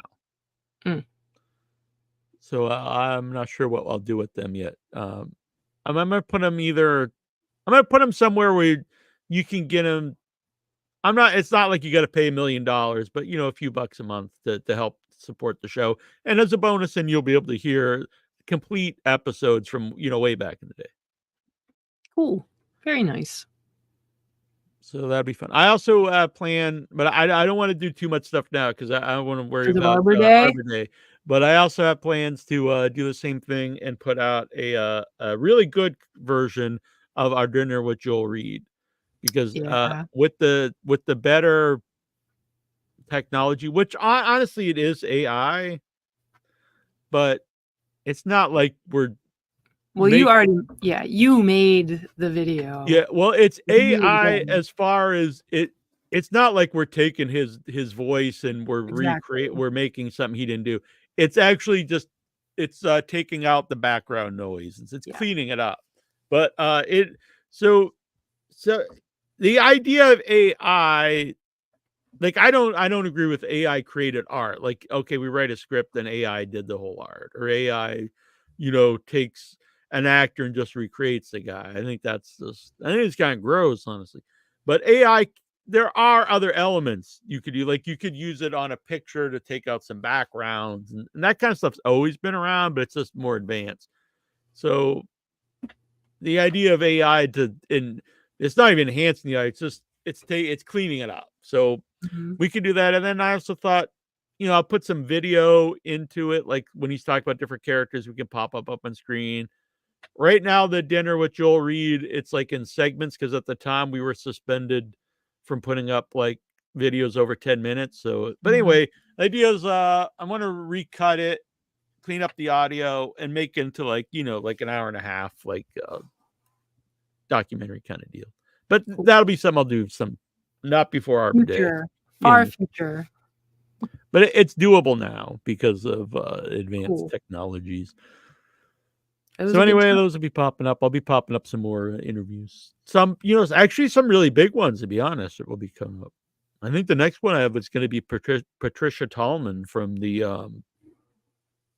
Night of the Living Dead remake. Oh, very cool. Cool interview. I was like, wow, this should be definitely. Danny Hicks is a really big interview, not to be up there. Our friend Nicolas Vince has his documentary that we love. Boom. You can pre-order it now. I Am Monsters. Blu-ray coming out with a bunch of specials and a lot of cool stuff. And on his website, he's going to have a Chatter art gallery. And my pumpkin will be there. Yeah, that's great. Yeah. That's amazing. I forgot to show this when we had the Catnip folks on. This is awesome because I used to do banners where it's just too time consuming to do this for every guest, but VHS banners for all the guests, and they were fun. But this is great. It's I love it. That's sweet. Amazing. So that's a great job. I don't know much about this movie, but I really like the poster. It's coming on Hulu for October. Carved AI poster. Huluween, which I like. Huluween. Oh my goodness. I stand by that. Huluween. If you're Hulu, then yeah, it makes sense. I can't. I can't say It's very clever. No, Day of the Cicada. Cicada? How do you say that? Cicada? I think it's Cicada, but maybe it's Cicada. Which, from what I understand, there will be a Day of the Cicada t-shirt in Arbor Day. Oh, cool. That's very cool. Very cool. From our buddy Dave Bailey, who we met at the premiere. Actually, interesting. We met him at the premiere of the Once and Future Smash at Screamfest. Yeah. And then we went out to he was Well, we were at a bar. I was drinking water, but okay. Well, I don't want to say I was. Anytime I mention drink or something, I do get people messaging me like they can. Oh, they're concerned for you? Yeah, which is nice of them. Calm down. Yeah, except for Jason Mitten's the opposite. He sends me pictures of me and him drinking and saying, "This is back when you were cool and you were fun." He does not say that. Yes, he does. He does not. Screenshot. Yes, he does. Okay, happen. all right. He sent it to me yesterday. Yesterday, he sent me a picture of us at the Did he say this is when you were cool? Yes. Jason Minton, what are you doing? Back when you were fun was his exact words. Back when you were fun, and it's me and him on the Bourbon Trail. You are not in good shape, sir. No, you sent me a terrible. picture, and I was like, "Holy shit, dude! You were like ready to be dead." Yeah, I'm huge in this one too. Check it out. It's still up in front of us. I don't know if you're aware. Well, it's cool. It deserves some write-up. So here's some first pictures from Nosferatu, which I'm excited about. Cool. I love Nosferatu. The colors are perfect. Yeah, and I love Willem Dafoe. Look at these eyes. Whoa. It reminds me of the Bram Stoker, Francis Ford Coppola, Dracula, when he has his creepy, milky eyes. I really wanted to see his movie. I've not heard hardly anyone like it, unfortunately, but Megalopolis. Yeah, I've heard that too. I saw someone, I don't remember who it was, because I'm not good with that. Someone said that it was worth watching to see his, like, he really put, like, you could see this is something he wanted to do. And to see that happen in itself is a good thing. But maybe they're just being kind. I don't know. Oh, Dr. McGillicuddy days, Dave. I still have my bag. Actually, it's one of my favorite t-shirts is my Dr. McGillicuddy shirt, but I can't wear it anywhere because people assume. Yeah, I like Soldier Jones too. He gets all concerned. It's like, dude, you're like a real person without drinking. It's okay. Dr. McGillicuddy's banned. Yeah, I actually sold a t-shirt, #banned. I actually sold some people bought it. Now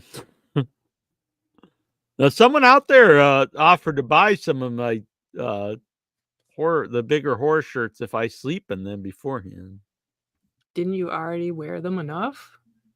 I mean, they've been washed, but so you're supposed to just sleep in them and have your scent on them? Yes, exactly. That's weird. Is this a person that's known you for a while? Not that long, no. Is this someone you want to feel this way about you? Sure, why not? I don't care. It's fine. I'd sell my socks. Anybody out there wants socks? I will wear them and you can buy them. I heard about this a long time ago, actually from Seth, when he lied to me and said that's how he earned his money. He was selling socks on eBay, and I looked into it. And people sell their nasty, dirty socks on eBay. And they have pictures of people like modeling them, and they'll be like dirty. Well, I saw a former guest on the show. She was doing a crowdfunder for her movie. I won't say her name, but she was part of it was she was going to send pictures of her feet. Like it was $250 for a foot, $500 for both feet. Yeah, I'm there for that. My feet are not attractive, but apparently they can be really nasty. Yeah, that's unfortunate. I'll hit my goal of any money for pictures of my feet. That's all right. I got a if someone, please don't just offer a penny. That would be mean. But that idea is so amusing to me. It so amuses me that I have no problem with that. Coast, let me know.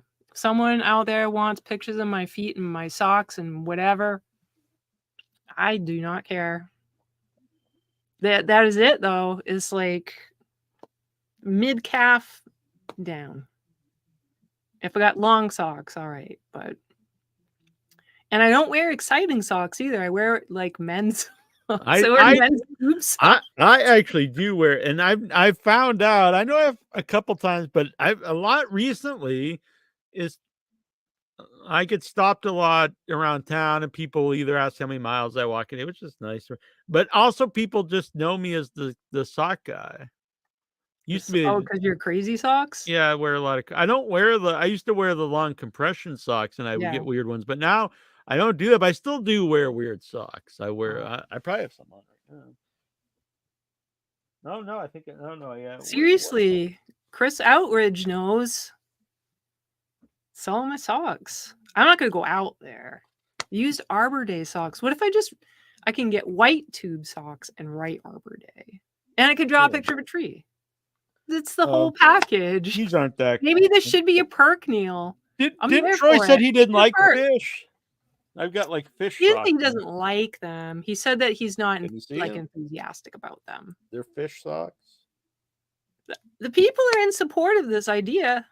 I think and this also, is a clever idea. I'm wearing we'll just don't even care. The Cookie Monster pajama pants. Not about Neal. Well, I was trying to show my socks. They're fish socks. Who was talking about socks? You were talking about socks. Mm-hmm. I was. Well, I was just trying to. It's not all about you either, Annabelle. I was trying to show I'm my aware socks. for basically the whole entire time. But socks for everyone. Used Arbor Day socks. All right. Terrifier 4, they announced, will be the final one. yeah, I saw a little article about that he feels like he's seen enough series where it gets to the point where they just are a joke, and that he doesn't want that to happen. So he says he wants to go and have it be what he wants it to be and have the vibe he wants it to have, and not just like drag it out. Yeah, that's good. I've heard that part 3 has like some very depraved death scenes. So we'll see. Well, no shock there.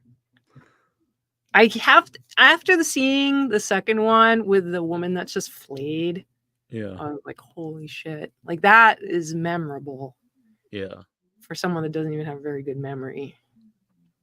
So, yeah, I cannot even imagine what I just can't. Yeah, I'm gonna go. It comes out the 13th, I think. So a couple weeks, and it's playing everywhere. I looked it up. It's playing, all the theaters in Boston, everywhere, all AMC's. Yeah, it makes money. They didn't make a Terrifier bucket, did they? Yeah. Did they? Yeah. Wow. I'd like to get it, but probably sell out quick. The one of the producers of Terrifier, his movie Stream, it comes out on video on demand October 15th. Mm-hmm. We have an event to go to on one of these weekends where we will hopefully see our friends John. There's a bunch of them. John Duggan of Texas Chainsaw for the Texas Chainsaw's 50th anniversary. I don't know if you were going somewhere else with that, but I remember John, and then I started thinking, I want to. Yeah, John, Ed Gwynn will be there. And they're all over the country too. Yeah, they were just in LA recently. I saw John and Ed were in the Hollywood. Well, I was walking around Salem last night. There was a poster in someone's window, which was pretty cool. Let's see. Yeah, they were going to go to Musso and Frank's. When we were there the first time, John had suggested we go to Musso and Frank's, and we didn't go. He suggested we get liver and onions, which I wouldn't have got. But I did go the second when I was out there to film End Zone 2. So it's interesting. So John suggested Musso and Frank's, and then I saw Once Upon a Time in Hollywood, and one of the scenes takes place in Musso and Frank's. I was like, holy shit, that's the place that John suggested. And then it was the day that Michael and Sophia, they were filming a music video. So I was just walking around Hollywood Boulevard by myself. And I was walking, I looked down, and I noticed the star was Musso and Frank's. They have a star in Hollywood. I was like, that's cool. And I looked up. Really? And here I was at Musso and Frank's. They have the star right in front of the building. I was like, oh, I should probably eat here. It's like it just seems like the thing to do. And it was fairly early. It was like 11. And the waiter, they had like a red waiter shirt, was kind of cool. And I always remember, I was like, I like vegan food, so it's nothing against vegan, but I did End Zone, so we was eating vegan a lot. And I was like, it doesn't matter if I was eating vegan or not, but I was like, is it too early for prime rib? Because they're known for prime rib. But I didn't know if they had 11 a.m. And he just went, buddy, it's never too early for prime rib. I was like, hell yeah, give me the prime rib. Yeah, it was really good. The only time I ever ate there. Next time we'll have to eat at Moose on Frank's. I remember we were going to, but yeah, we ended up eating at that diner. The diner was great. Yeah, it was great. Nothing against John, but he didn't sell it too well either, telling us to go there and get liver and onions.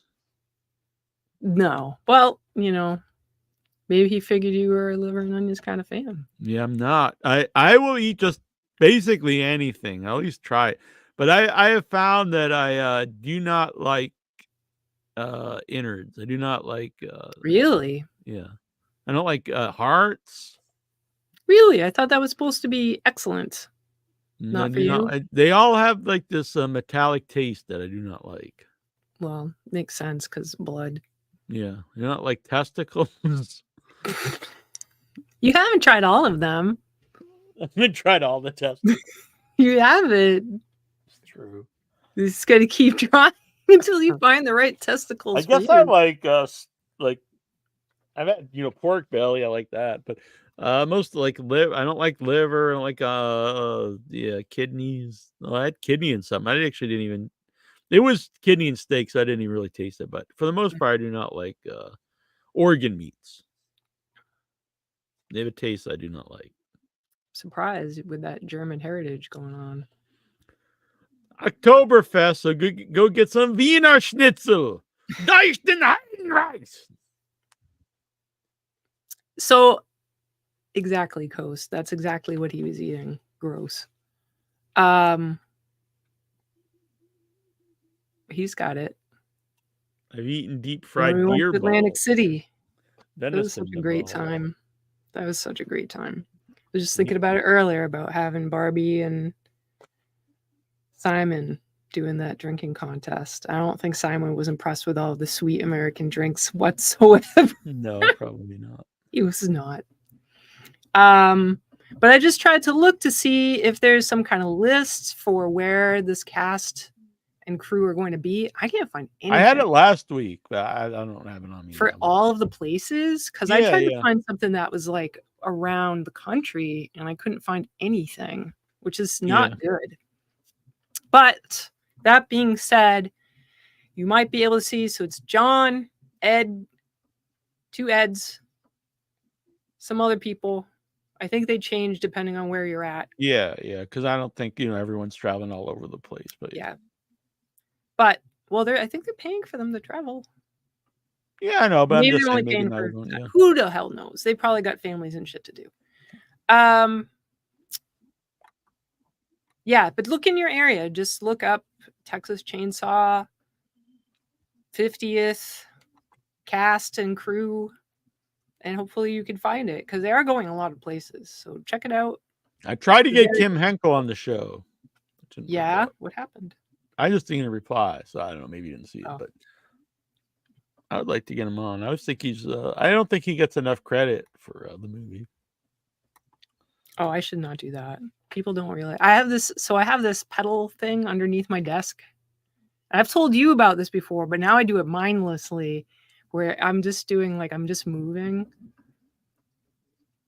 and people wouldn't know why. I'm not like shaking. I'm pedaling unconsciously. So trying to get away. It's my instinct.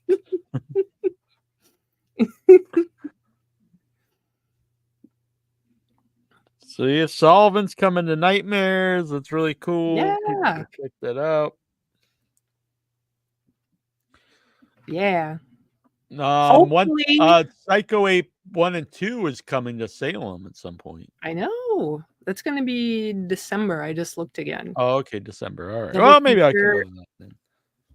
Yeah. And there's a lot of stuff that's coming out. It was at the in Salem, Massachusetts.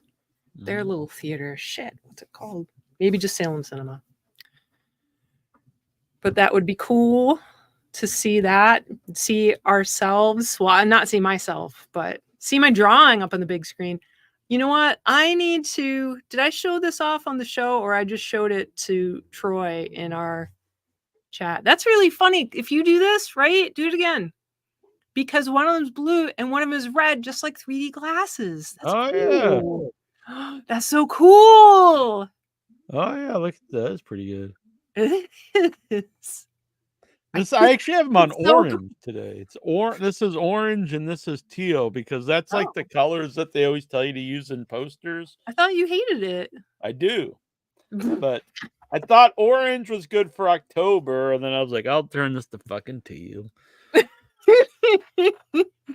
what I thought. I'm like, oh, you hate those gimmicky colors. Yeah.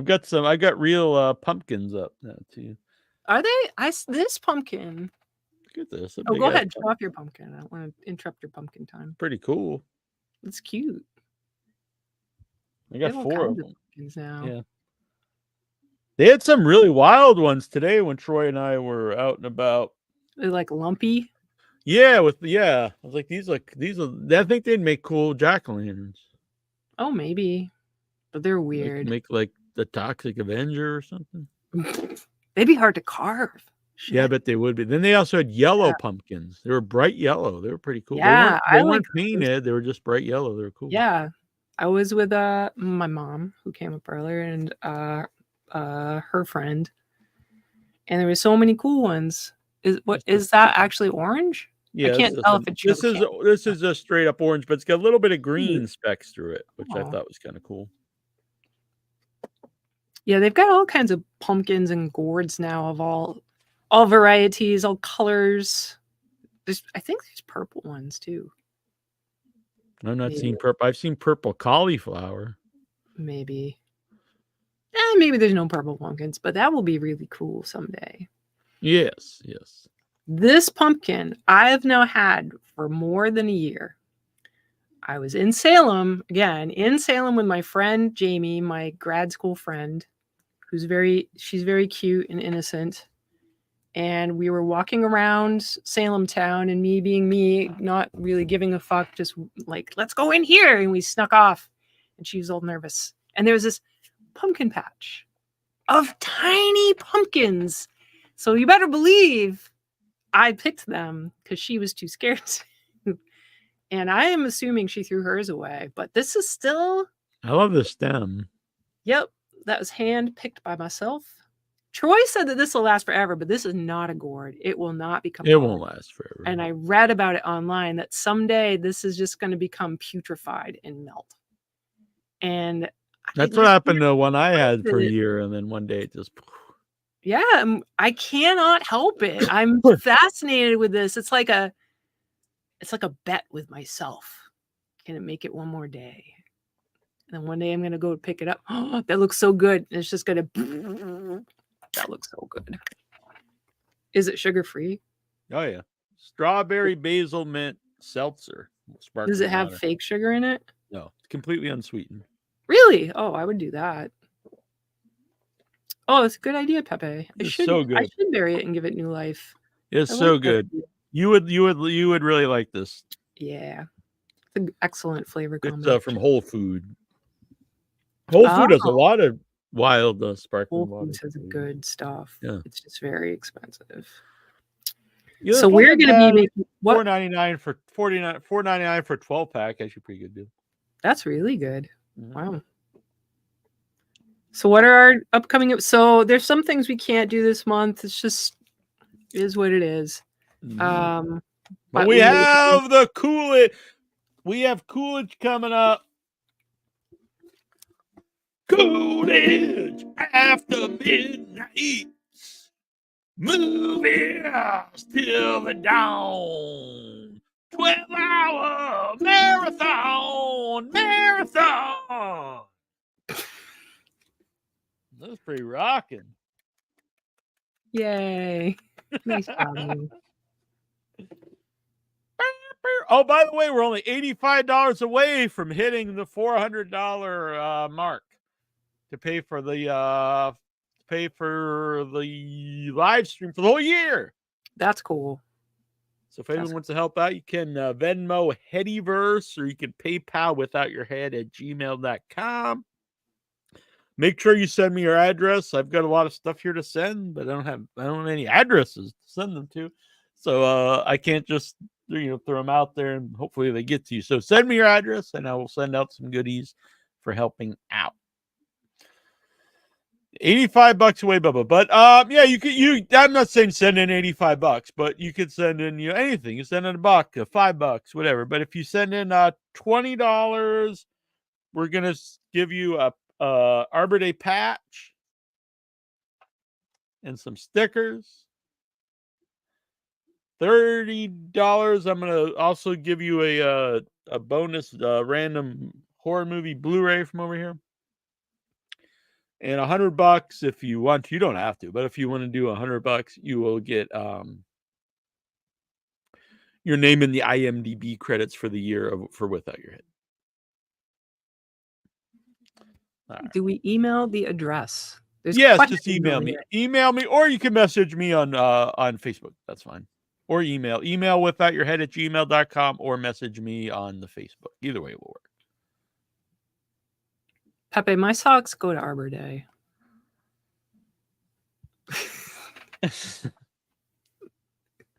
Arbor Day.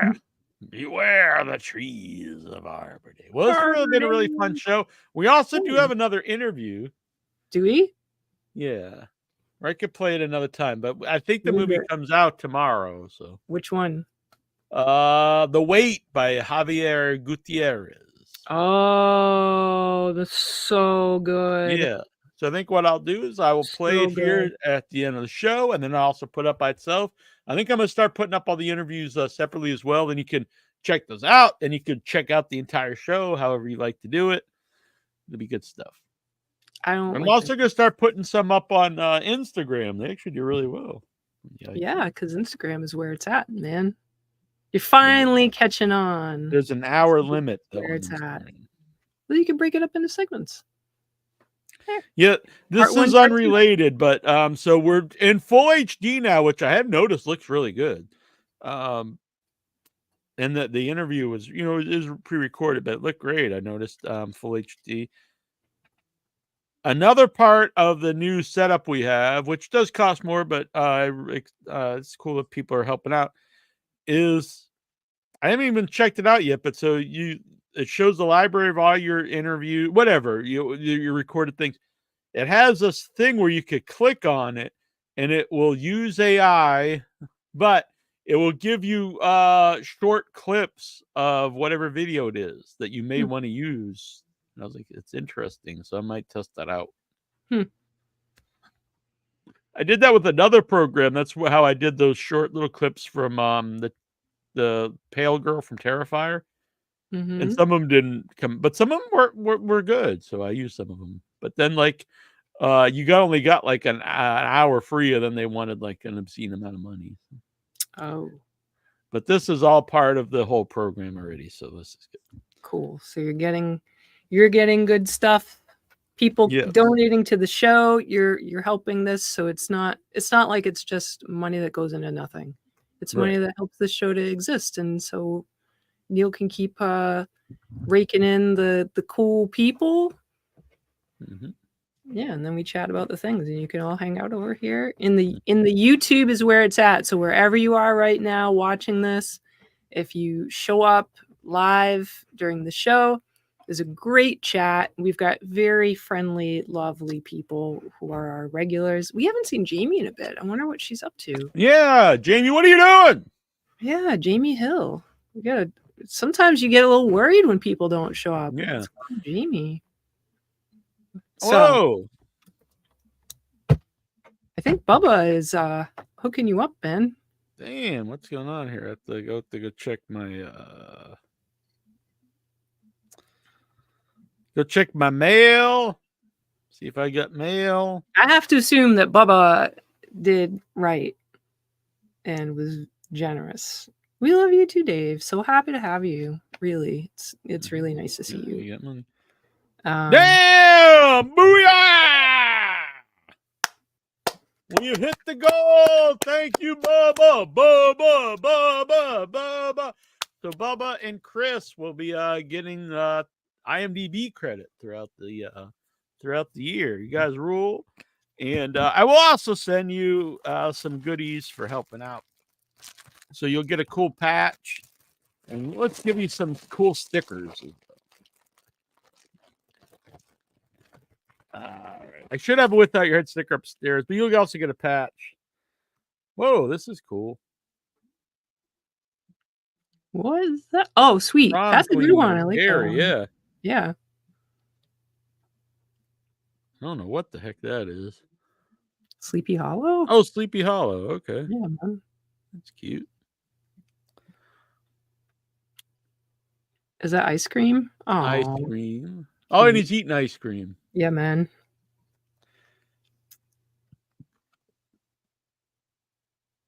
That looks like Hellraiser people. Yeah, I the believe. Cenobites. It's hard to see. Yeah, it's not coming into focus.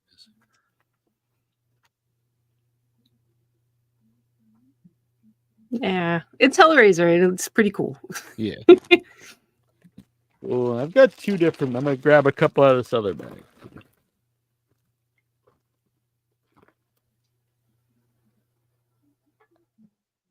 Oh, that's cool. Nice, yeah. Oh, there you go. I think you got an actual little bit of the light in it, so Yeah. you made it happen. That one's good. I like that one. Yeah. And this has all the different killers. Oh. All right. Boom. There you go. Throw that in with a patch. And you'll be good to go. Should I give him a movie too? Yeah. Sure. All right. So what Do we they get a have? dealer's choice or what do they get? Blu-ray or DVD? Bubba and Christopher, you are on the spot right now. Did I pick a Christopher would like a Blu-ray? All right. Yeah, Chris Do you have a choice? Yeah, Chris Blu-ray. Mhm. All right. I mean, a choice of film. I thought we'd just pick them random. Okay. think Oh, that's it kinda doesn't fun. matter. All right. This will be Chris's first. How many do you have? I don't know. I've got different movies over here. Bluebeard. Whoa. Oh, so a bunch of these are not like your everydays. No, these are like Oh. different movies that were sent at various times. I don't know. Looks pretty cool. Distinctive and stylish, rich neo-noir. Like Seven and The Usual Suspects with Hitchcockian suspense. That sounds good to me. Damn, I think it's an Asian movie.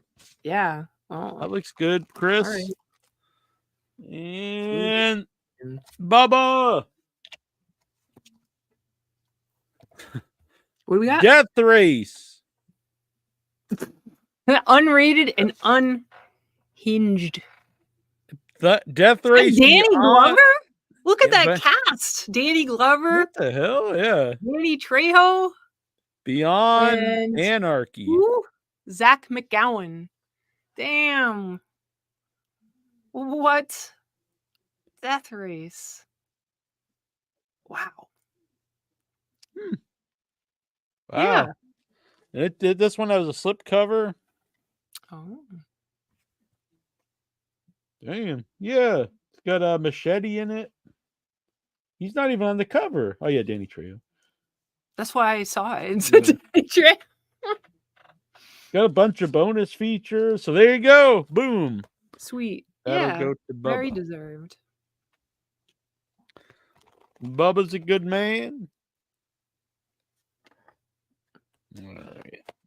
And Bubba, make sure that I assume this is you don't have to dox yourself here in the show, but I assume this is your real name and your address on the PayPal. email me at withoutyourhead@gmail.com just so I know for sure. All right. Oh, Dave Deadman got his copy of End Zone 2 on VHS. Sweet. Yeah, it's pretty cool. It's a good little cover there. Oh, Coast. Have a good night, Coast. Did he met the other one? He didn't see Bluebeard, I assume. Yeah. Would you? Well, I don't know, Christopher. Would it be? Yeah, if he saw Bluebeard, I'll send you something else if you want. No, he did not see Bluebeard. All right, cool. He saw the other one, from what I'm guessing. Yeah. All right. Yeah. Sounds good. Yeah. Sounds good. This will be fun. All right. So what do you think? Show The Wait? Yes. All right. We're going to play The Wait interview, and then we'll be back next week. A lot of cool stuff going on. Subscribe, hit the like button, leave some comments, share this out with all your friends and family and enemies, and put it on your Twitter and your MySpace and your Facebook and your Friendster and your LinkedIn, all the websites out there. Share it out to the world. Dave Deadman, he could share it to his grinder, everywhere. Just put it out there. All right, here we go. Javier Gutiérrez. The Wait. All right. I think I got to take us out of here, folks.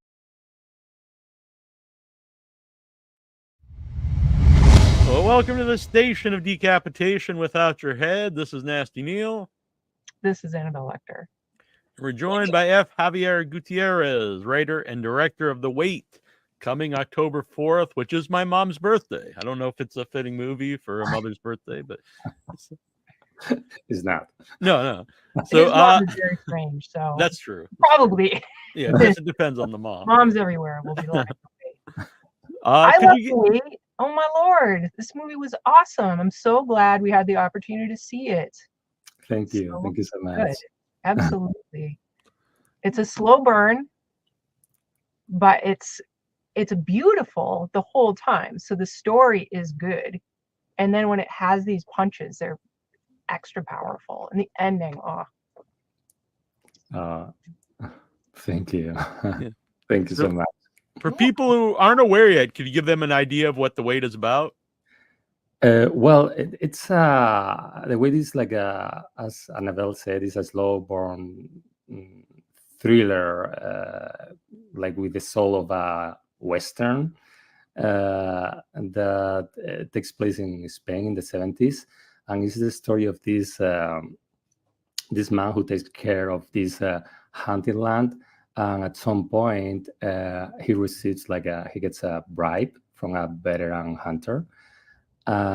He's hesitating, but at the end he decides to take it, and that's gonna bring consequences, he's gonna start like a dark descent to hell, let's say. I'd read that this was very personal to you, the movie. So is the story itself personal, or like just where you filmed it, or? No, I mean it's like it's different things. It's a story that takes place in the area of the countryside of Spain. When I was a kid, I grew up in that area, very close to that area because of my grandparents. I used to go to the villages. And I used to be scared of the things that I used to see there, right? Like a kid, especially particularly the hunting world, which is kind of brutal, right? So part of this is those memories.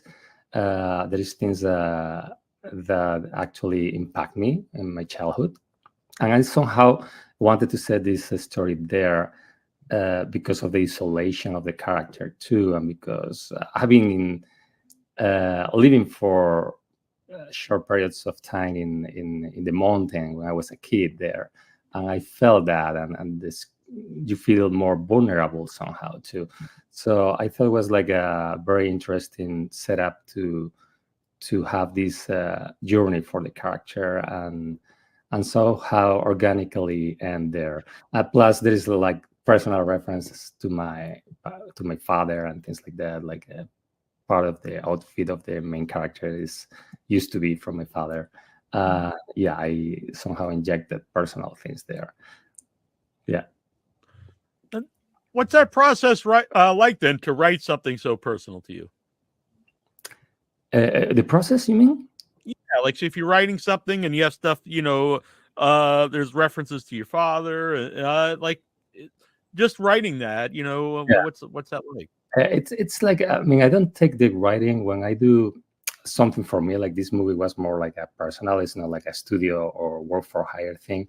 I don't really rationalize a lot. I just sit down in front of the computer and start to write.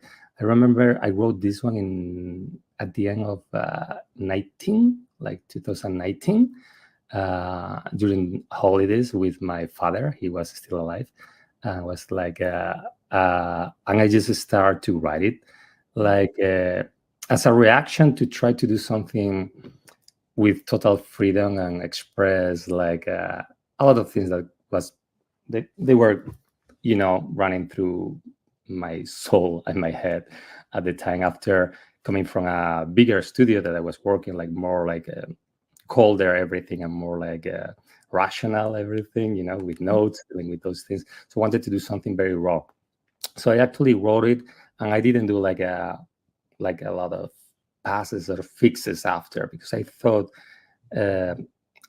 my theory is that when you write something that is comes from inside, maybe not perfect, when you have it, but there is some authenticity about it. So unless there is like something that is a big problem for shooting, for production,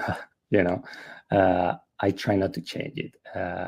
So it's answering to your question. If it's something personal, I just don't really overthink it. I just like put it out there, and somehow all the complexity of your inner questions and your inner thoughts are going to be there. How is that working, trying to get it out there? Because there'll be so many people that they want to bring art, they want to bring that personal part, and no, you can't do this because it won't make money, it won't sell you, all these different things. So how did that work out for the Wait? Yeah, well, it's like money wise is not like a great business, because it was never meant to be like that. In this movie, I actually I didn't get paid. I put everything, like I entered as producer. I wanted to just make the movie, and it was really complicated because, as you said, like talking to streamers and studios in Spain, because this was going to be set up in Spain. They wanted to do something more like my previous movie. It's like, well, don't you have anything like that? It's like, no, because it's not about that. It's like about, like, I need to do this. So when you try to do something more authentic, let's say, for yourself at least, it's a hard way to, I mean, you have to find the resources, you have to keep fighting, you keep saying no. I mean, everybody pretty much say no to this project in Spain, despite all, the movies I had and blah, blah, blah. They say, well, if you bring something that is more commercial or more like a straightforward horror, for example, because this movie is, it has a lot of horror elements because I love the genre, and I was born watching all those movies. And my first movie was like a mix. Before the Fall was a mix of horror, sci-fi, and drama. The second one is like different, right? But I like to blend those things, and it's not a straightforward horror thing that you're gonna see. Like, okay, I'm gonna watch like Texas Massacre, or I'm gonna see Friday Night. I love those movies. Yeah. But this was not exactly that. But I think it's a movie that if you love horror and you grew up watching fantasy movies in all the spectrum of the fantasy, you appreciate that, because it's not like just like it's not a drama. Just so, along those lines, how important are the festivals? Because festivals are more likely to take a movie that doesn't fit into one genre or multiple genres, and then you also get a buzz, I assume, from that. So, like, how important, is getting your film into the I think it's actually very important, festivals, in this particular kind of movies, because these movies that are a little bit out of the box, that you cannot putting, you know, filing a particular like cabinet, they're hard for some people to understand. So it's particularly for the people who buys the movies, you know, they don't know how to promote it or market a lot of times. So festivals, they help to show the movie and to the directly contact with the audience, so they can appreciate it. And then because of that, actually distributors that eventually we need them, right, to show the movie, they realize that, okay, this movie is not like maybe the typical straightforward horror or the typical straightforward whatever, but it works because audiences respond to it. So it definitely helps. I mean, this movie, after we shoot it, we had like we went through a lot of festivals, starting in the US in Fantastic Fest, and going through some of the smaller ones, but they are still very cool because I just love them, like the Screamfest, Film Quest, Panic Fest. And at the same time, in Europe and other parts of the world, we were in other festivals, more like, let's say, more like a drama festival, right? Like Shanghai, or like, I don't know, like festivals like that. And so it helps definitely the movie to find its audience. And I would say for filmmakers that they have to fight against all these like complex, you know, the distribution. And like, if you do a good job, that eventually is like it's authentic and it's an honest movie, eventually finds its audience. So you just have to show it. And I think that's so, just hearing that, it makes so much sense that you put something out there that resonates with you. It's a story that you're making from your own human experiences. There are other people that will resonate with. There are going to be things that you put out there that other people have had similar experiences. And it's just, as a human being, having that kind of real relation, I think, makes such a difference. It's not just entertainment.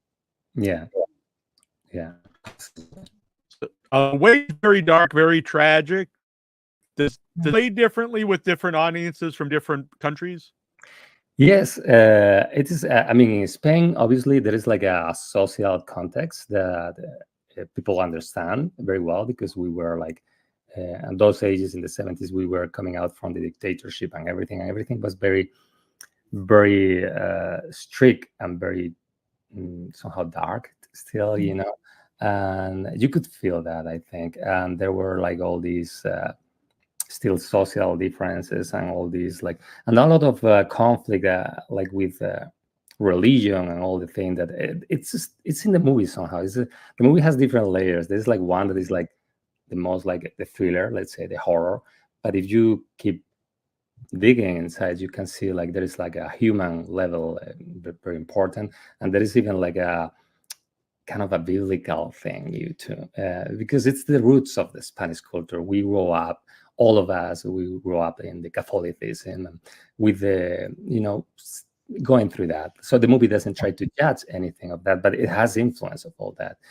So yeah, it plays different. It's very interesting. For example, in Texas, when we were in Austin, everybody saw the vibe of the Western, because we shoot it like in the area of the spaghetti Westerns, like where Sergio Leone, that I love, used to shoot the movies, like in the area of Almeria, Seville, Andalusia, where I am from.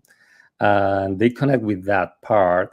But the interesting thing is that the same thing that happened with Before the Fall, a part of all the local things and all the, you know, the social things from Spain or from different countries, they connect with like the human part of the story. In this kind, I mean, this journey is a dark one. You know, it's not like a nice trip.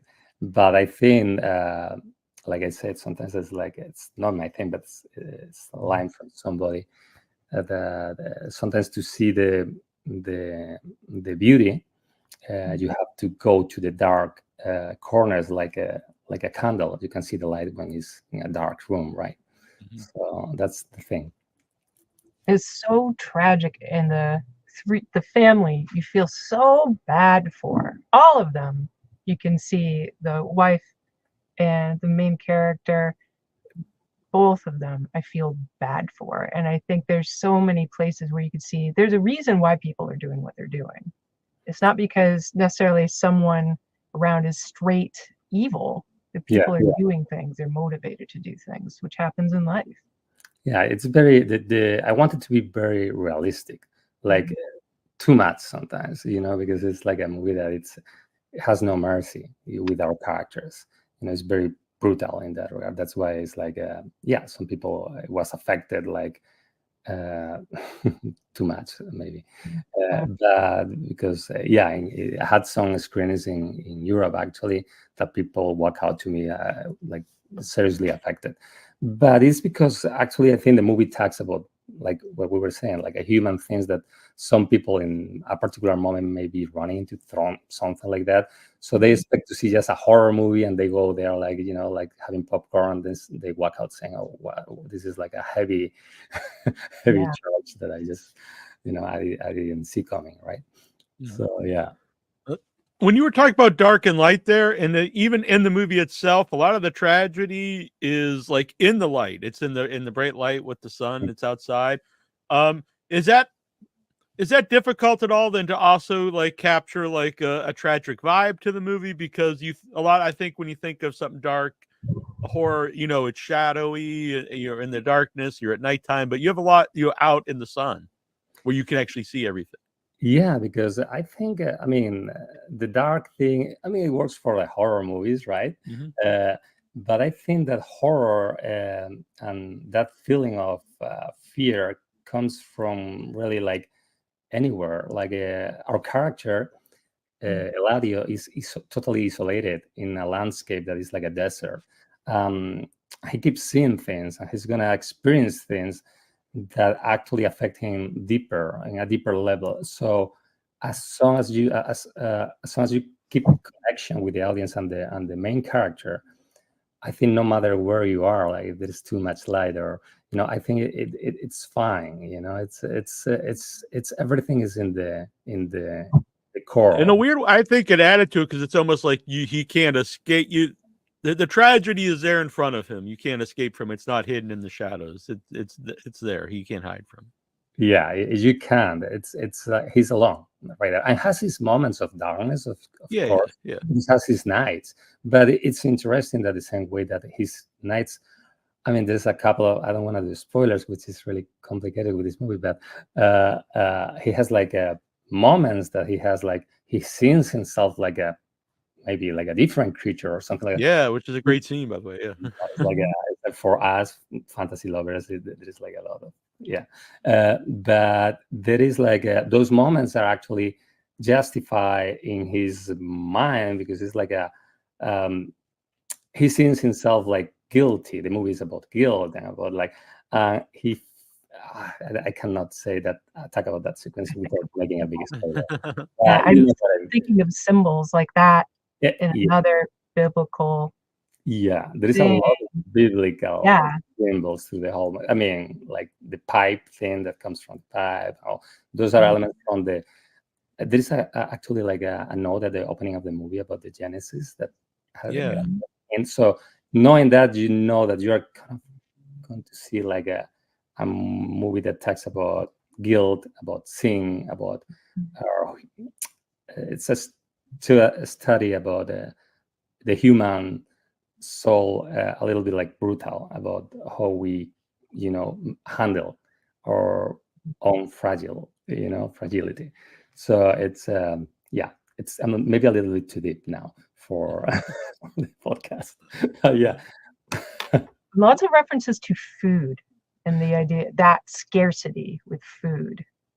Yeah, well, that's a cultural thing. In Spain, there is like a lot. It's a culture of a lot of food. When I was a kid, we have like fried eggs.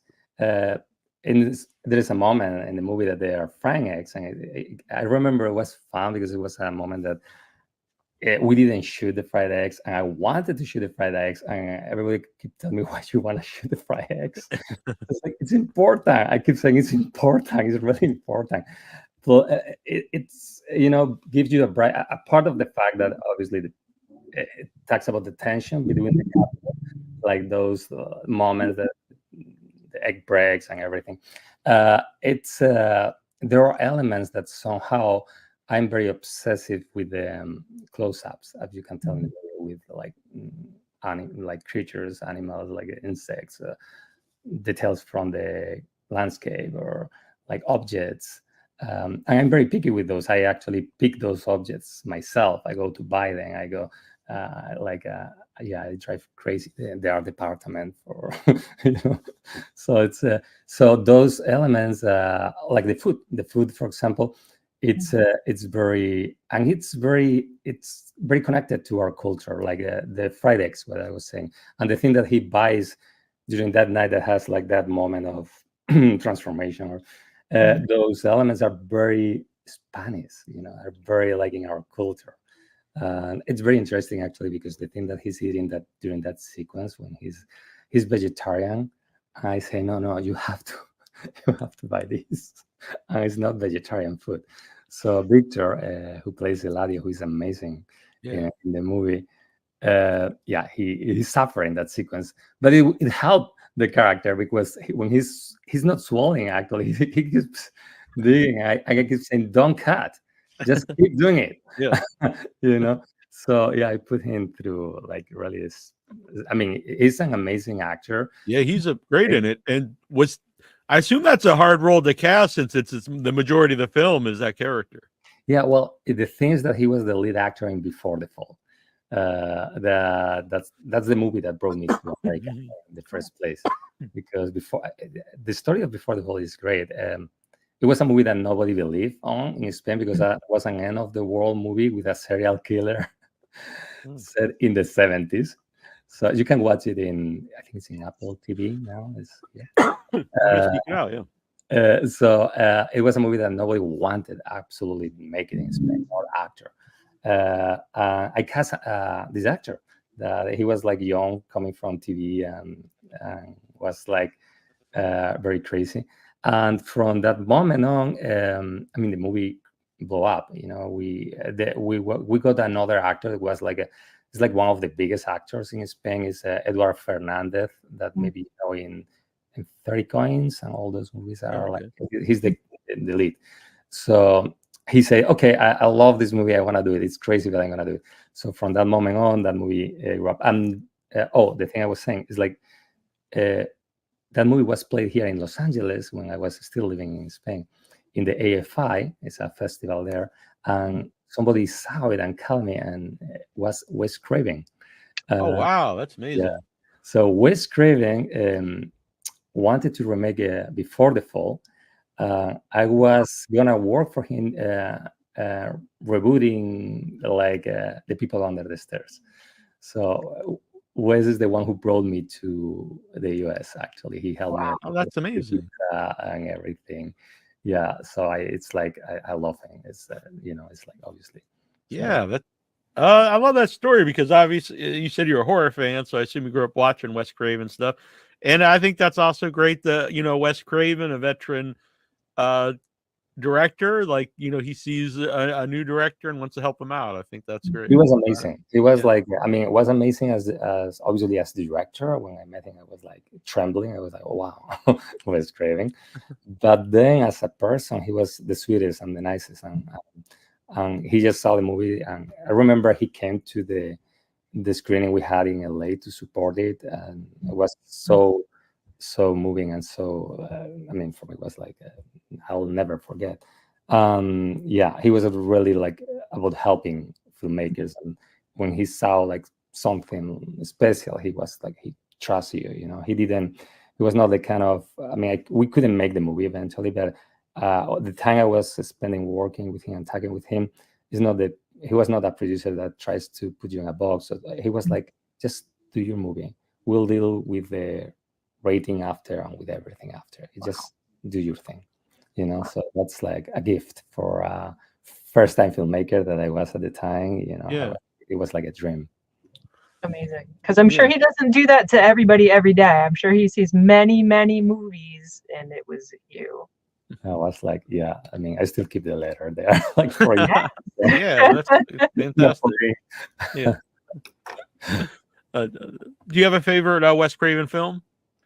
Oh, I love a lot of them. I mean, obviously, Nightmare on Elm Street. It was one that I remember when I watched it with my sisters in Spain. I was freaking out. I mean, all of them. I think he's amazing. I think he was like the master, and he made. I mean, People Under the Stairs is a crazy movie. Oh yeah. It's so risky and so out of the box and so wild. And the balance of that kind of dark comedy moment with it's so hard to pull that out. It's amazing. So, I mean, everything I think is great. But yeah, Elm Street is the one that I remember freaking out with my sisters. Yeah. So I'm a big Hills Have Eyes fan as I've gotten older. I think it's probably my favorite. Pretty bad. Yeah. Very, very dark. Like you would like something so dark. Yeah, and a lot of out in the light, so you can see what's going on. Yes. Yeah, there's a lot of this connections here. That's what I like. Yeah. Oh, So, I'd wanted to ask, but we stepped away. So you focus on things like the eggs, which is beautiful, and I'm glad that you are able to stand your ground with all these things. After the film is over, do they go, "Oh, now I understand why this was so important"? Totally. Yes, totally. Actually, because I got the thing of the X in a lot of Q&As. People ask and they love it. And then I talk to the other producers and I say, you see, it's like, I was not crazy. And the funny thing about the X is that we couldn't shoot it that day in the kitchen. So I had to shoot it in the countryside. So we shoot it in the countryside, the close-up of the X. We took a pan and we put like a fire in the middle of another sequence. I said, he's crazy. He wants just and I was the one frying the X, by the way. Yeah. Nice. You did a good job. So, Yeah. Just a cameo. Yeah. You talked about writing something so personal. How about watching something? So it's like, not only just personal to you, obviously you wrote it, you directed it. When you're watching with an audience, what's that experience like? It's very exciting. Obviously, it's like, I mean, you're not objective. It's your movie. It's not even like a work for hire. It's like your real thing.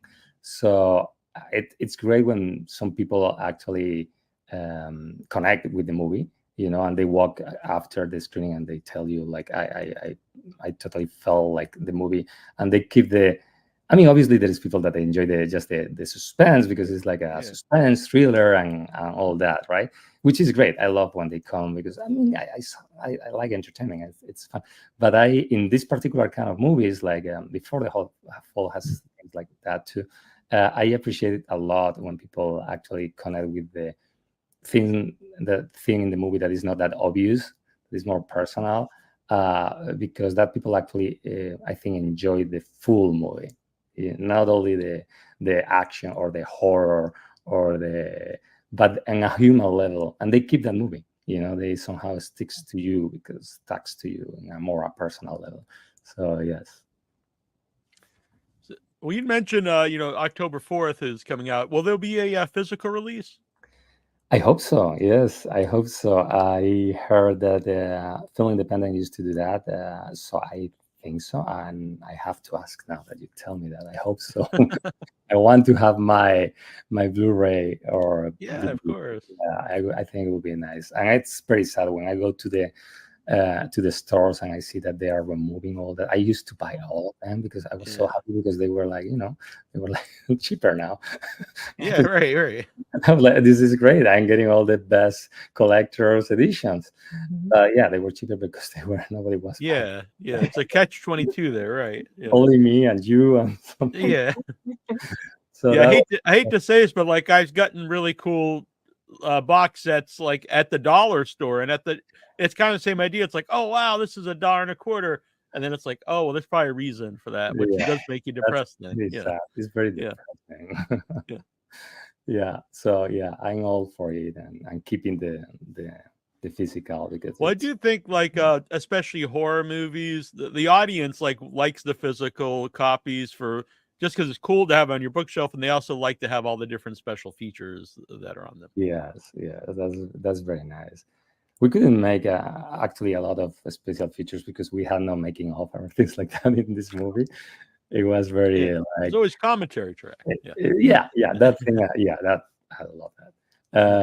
But yeah, it's the beauty of that, it's like you have it and then you can, and it's somehow it's not like the streaming thing. I mean, I don't want to attack bad of the streamings because they're gonna be annoyed, but it's I think there is something about the beauty of watching it in a big screen or having your copy. Those movies you remember the whole life, your whole life.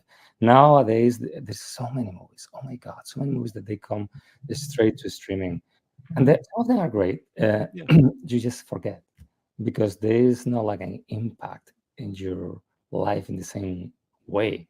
You don't have to go buy a ticket, sit down.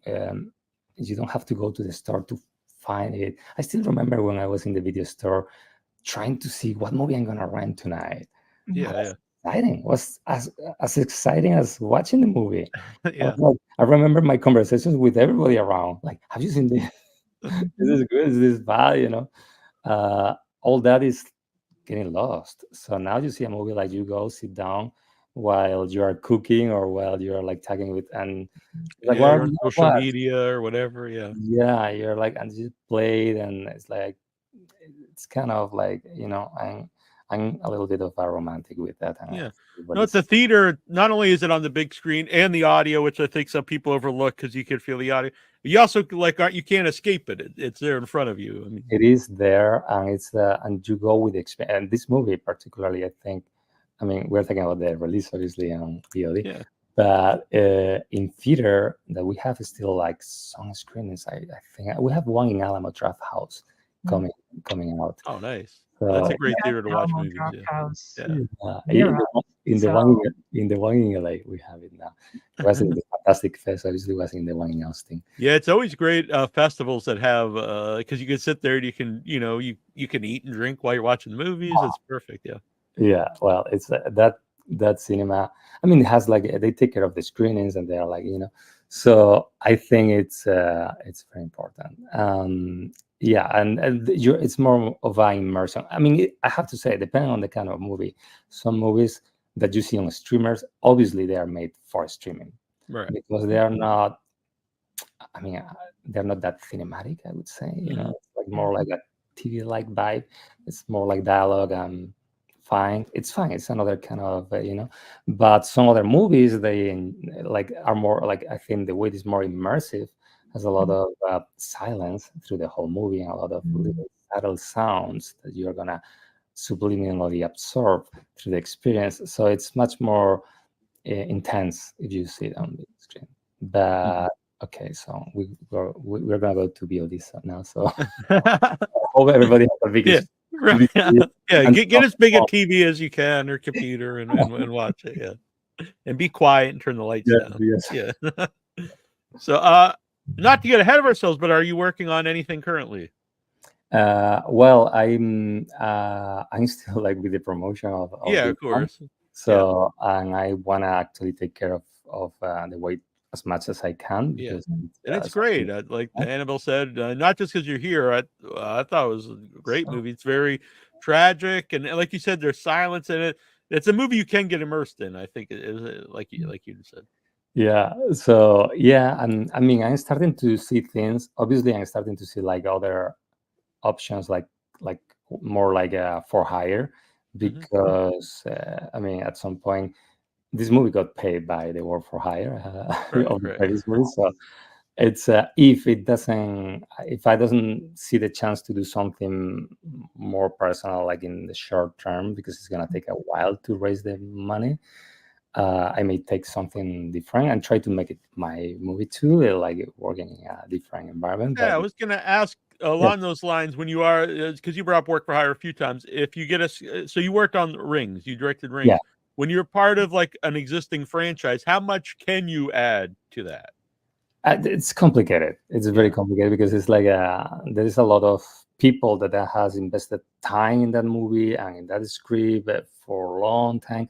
So it's really, and you can have some ideas that they embrace, but it's not something that you take over and you're gonna do. I mean, generally speaking, maybe there is like different cases, but how I feel it is like working in franchises, you have to do the best version of the franchise of what they want. Maybe visually, like in my case in Rings, I brought a lot, tried to bring like visually, like take care of the framing and the aesthetic and things like that as much as I could. But it's different. It's not like I mean, when you work like doing something more personal and independent, it's more romantic, you know.